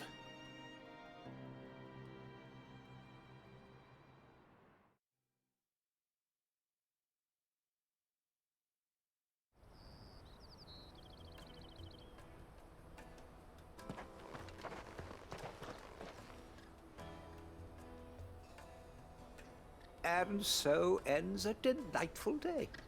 Here, your reward for humoring my selfish whims, plus a little extra for the trouble I have put you to.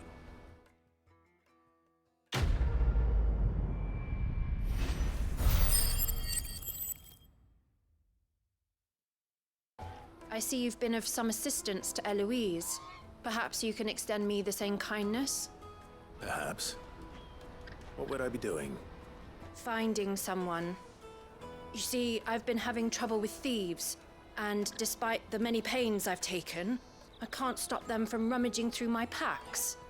I was griping about my lot to a friend of mine a few days back, and he offered to track the culprits down. Now, Joseph's a sellsword, and a good one at that. But he's been gone days, and I'm beginning to fear the worst. Any idea where his search for the thieves might have taken him? The old Zemeckis Road, perhaps? He doubted they would be fool enough to linger here in Boklad. Joseph's lived a hard life. Made him grey long before his time. I just pray he hasn't been killed over a few sacks of grain. I can't imagine there are too many grey-haired sellswords around. Hopefully someone will have seen him.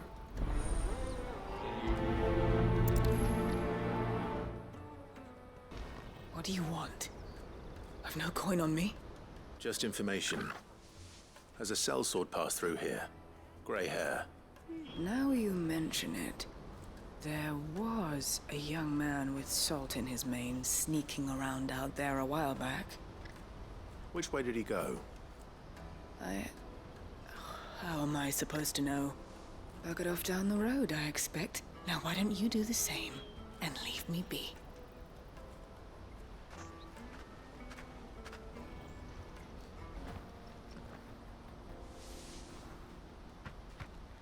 We don't want any trouble. Neither do I. I'm looking for someone. A grey-haired mercenary. Well, we haven't seen him. Yes, we have. We saw him climbing up the rocks. Those ones, over there. Maybe he found his thieves. Mum won't let me near them. She said there's goblins up there, and that they eat little boys for dinner. Shush now. You've said quite enough already. I only told him what you said. I'd listen to your mother if I were you. Did Joseph's thieves really lug their stolen wares all the way out here?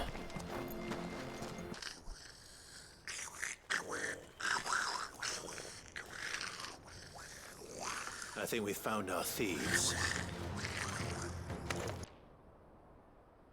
Let's get this over with. Stop! Don't kill him, he's just protecting his home. Joseph? So the boy was right. I don't know you. Your porter friend sent me to find you. She was worried you might have got yourself killed. Have I been gone that long? It wasn't hard finding the thieves. The problem was knowing what to do with them when I did. I take it things are more complicated than they appear.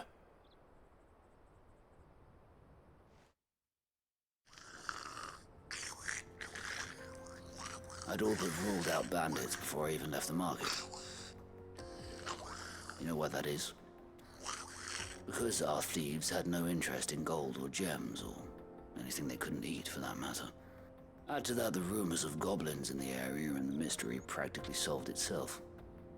I soon found their cozy little homestead and all the missing food. I launched myself at them, full of righteous fury, but their leader was the only one who moved to meet me. The others, they huddled around that food, ready to die protecting it. They stole because it was that or starvation. I've been there myself, back when times were hard. So you spared them, and earned their trust into the bargain by the look of it. These goblins aren't native to the area. They don't know how to survive such barren lands, so I've been teaching them. And once they've learned to hunt and forage, they won't be fool enough to risk their necks in Boklad. I'm impressed. I didn't know goblins could be reasoned with. Do me a favor. Let the porter know I'm safe. I'll head back to the market once my work here is done. Oh, and don't mention the goblins. I don't want people coming here brandishing pitchforks. Not now this lot have sworn off thieving. Your secret's safe with me. I appreciate it. Thank you. Joseph's fine. He'll be back once he's tied up a few loose ends. That's a weight off my shoulders. He certainly knows his business. He found your thieves all right. And I dare say they won't be coming back. A good man to have around, that Joseph.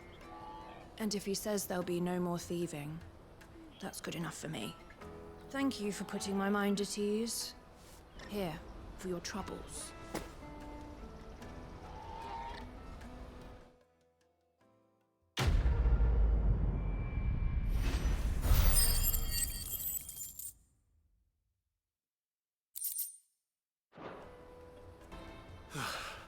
I want to know right away.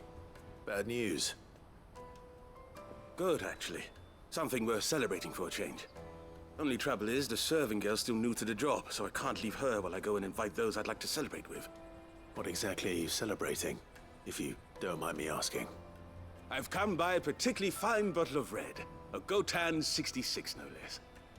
Gotan Rouge is the only good thing to have ever come out of the Empire. And most wouldn't part with a 66 if you held a knife to their throats. So I've heard. Oh, so you know of it then? Clearly you're a gentleman of taste.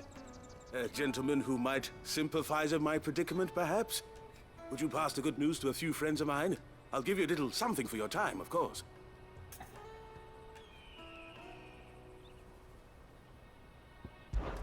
Sounds simple enough. So you'll do it? Marvelous. Thank you. You won't need to go far. All three of them should be right here in the market. There's Aldrich, the porter, Milan, the butcher, and Bolek, a guard over at the north gate. Three of the finest fellows in Boklad, if you ask me. Tell them to come to the tavern when they finish for the day. Stop by again when you let them know, and I'll give you your little something. I'll be right back.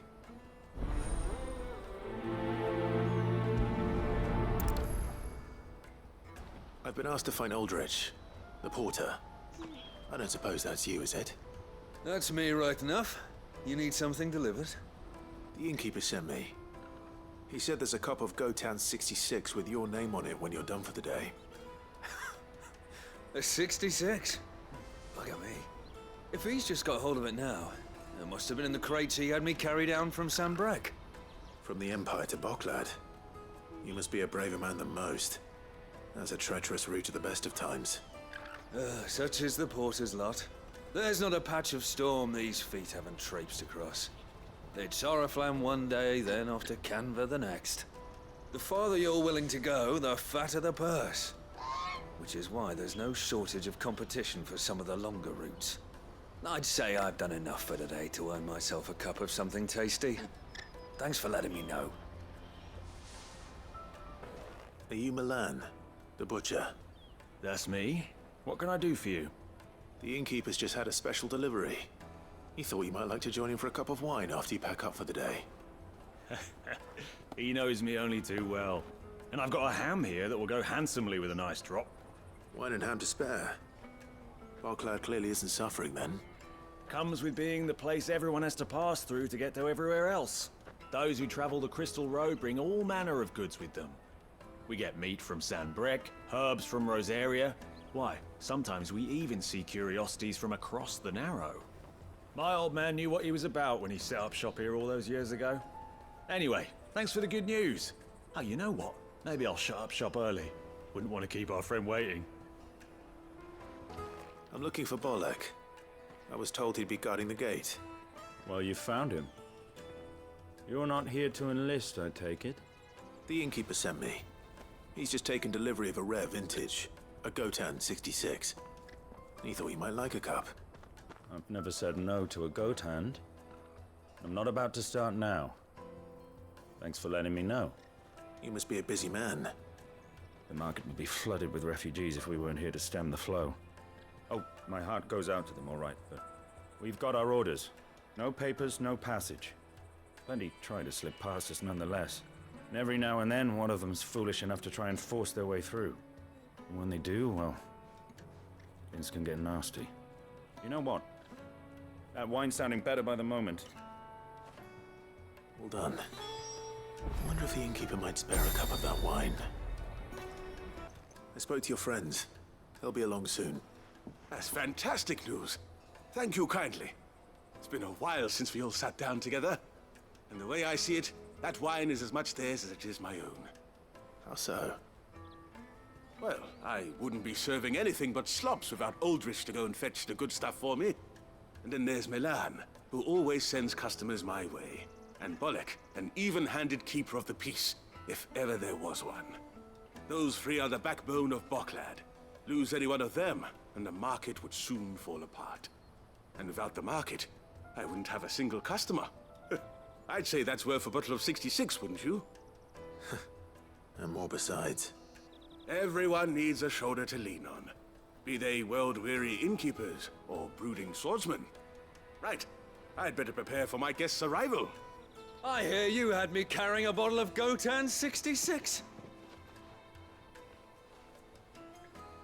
If I'd have known, I would have sold the thing and lived like a lord. I'll settle for a cup, though, if you're in a sharing mood. A Gotan 66. Just as well I had something special of my own set aside. A bottle between the four of us might not be enough to drown our sorrows, but it can't hurt. Here they are, the three pillars of Bocklad. Sit yourselves down, gentlemen. The woes of the world may be monstrous and many, but there's nothing like a few good friends to keep the misery at bay. Never a truer word spoken.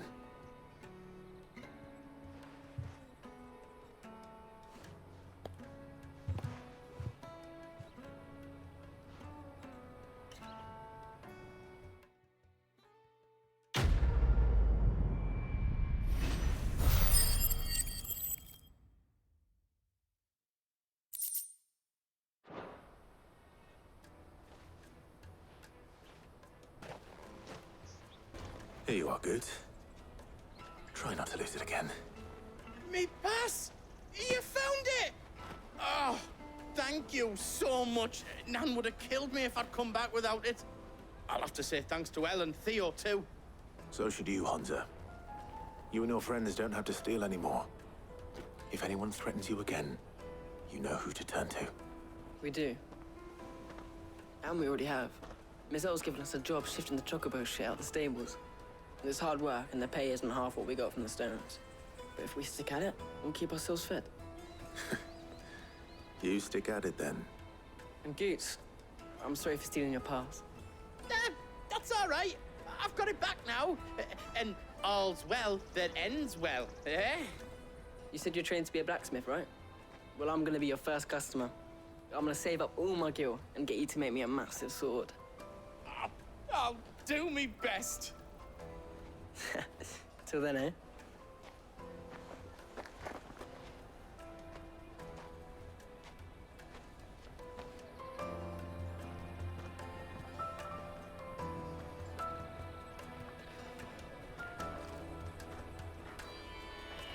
All right. We have a place on the wagon.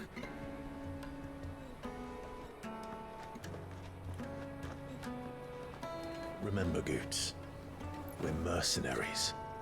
You hired us to protect you. Mercenaries. And you remember the plan? You're to ride all the way to Twinside. Jill and I will go with you as far as the outskirts, then find our own way in. I'll buy that stuff I need. Right. And we'll scout out the Imperial's defenses. There's a square with a big bell tower right in the middle of town.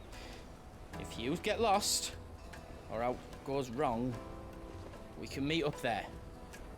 Right. Let's go.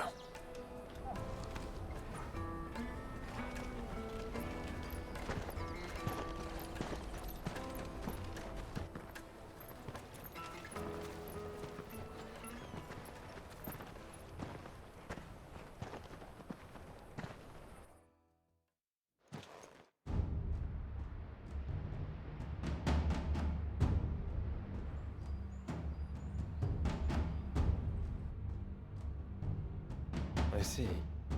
And you're quite certain your father has no knowledge of Ultima? I am. I have no difficulty believing a sinister force has come to exert an influence on Sanbreque. But be that as it may, it is yet to claim my father. For better or worse, his radiance speaks his own mind. Then the fiend works from the shadows. I confess, when first you told me of this fiend, I had my doubts, and more than a few at that. A beast that labors to plunge Valisthea into turmoil, all in pursuit of your brother. But that wound is proof enough that evil is afoot. Then I have your answer, Your Highness. You will join me in my fight. I cannot. Not yet. Your Highness, please. As you are aware, the Dhalmekian army is at our gates. They have lost their Mothercrystal, and with it all hope of a negotiated withdrawal. It is but a matter of time before they invade. If Bahamut is not here to meet them, my people will be slaughtered. Though not by Hugo Kupka, thanks to Ultima's machinations. I know the fate of your people weighs heavy on your conscience, but if we do not put an end to Ultima's plans, they shall face a far darker fate. The chaos he would wreak would sweep all of Valisthea into the abyss. The lives of every man, woman, and child in the Twins are at stake. I believe what you say, Phoenix. But I have duties of my own, and I must discharge them. Come what may.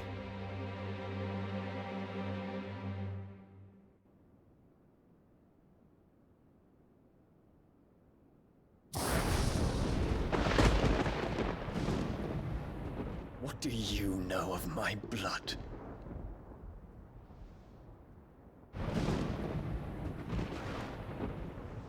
I know that it is wholly unworthy of the highest offices of state, which rightly belong to those of purer breeding. Alas. Your bloodline runs through the Oriflamme gutter, from a whore who weighed her child's worth in gil. Have you threatened my father? Of course not. I merely whispered in his ear that his mongrel son is plotting a rebellion. What?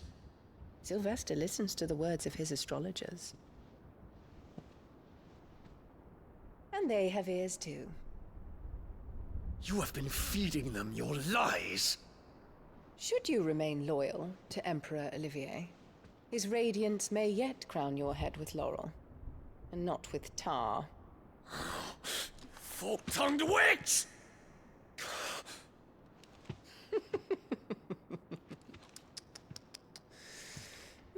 In consideration of your long years of service to the Empire, I shall forgive this uncharacteristic rudeness. Now hurry and make ready, Your Imperial Highness. Emperor Olivier expects much of you, Dion. Or should I say, of Bahamut. May your fire reduce his enemies to ash, till all of Valisthea bows to its rightful ruler.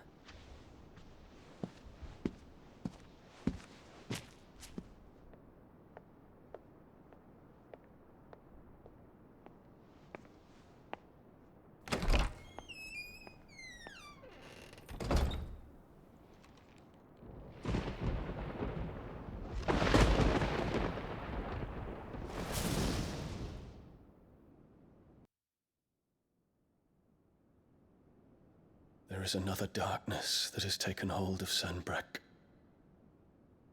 And until its grip is released, the flames of war shall spread ever wider, just as Ultima wishes. Forgive me. My family has caused you much grief. You are not her keeper, Phoenix. This is a matter for the Imperial household now, and as a member of that household, it falls to me to resolve it. At such time as that is done, what strength I have shall be yours.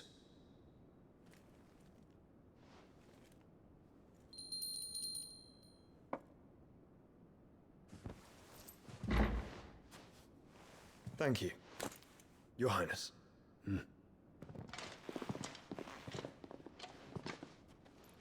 Let us take to the skies together, and bring a new dawn to Valisthea. I should like nothing more.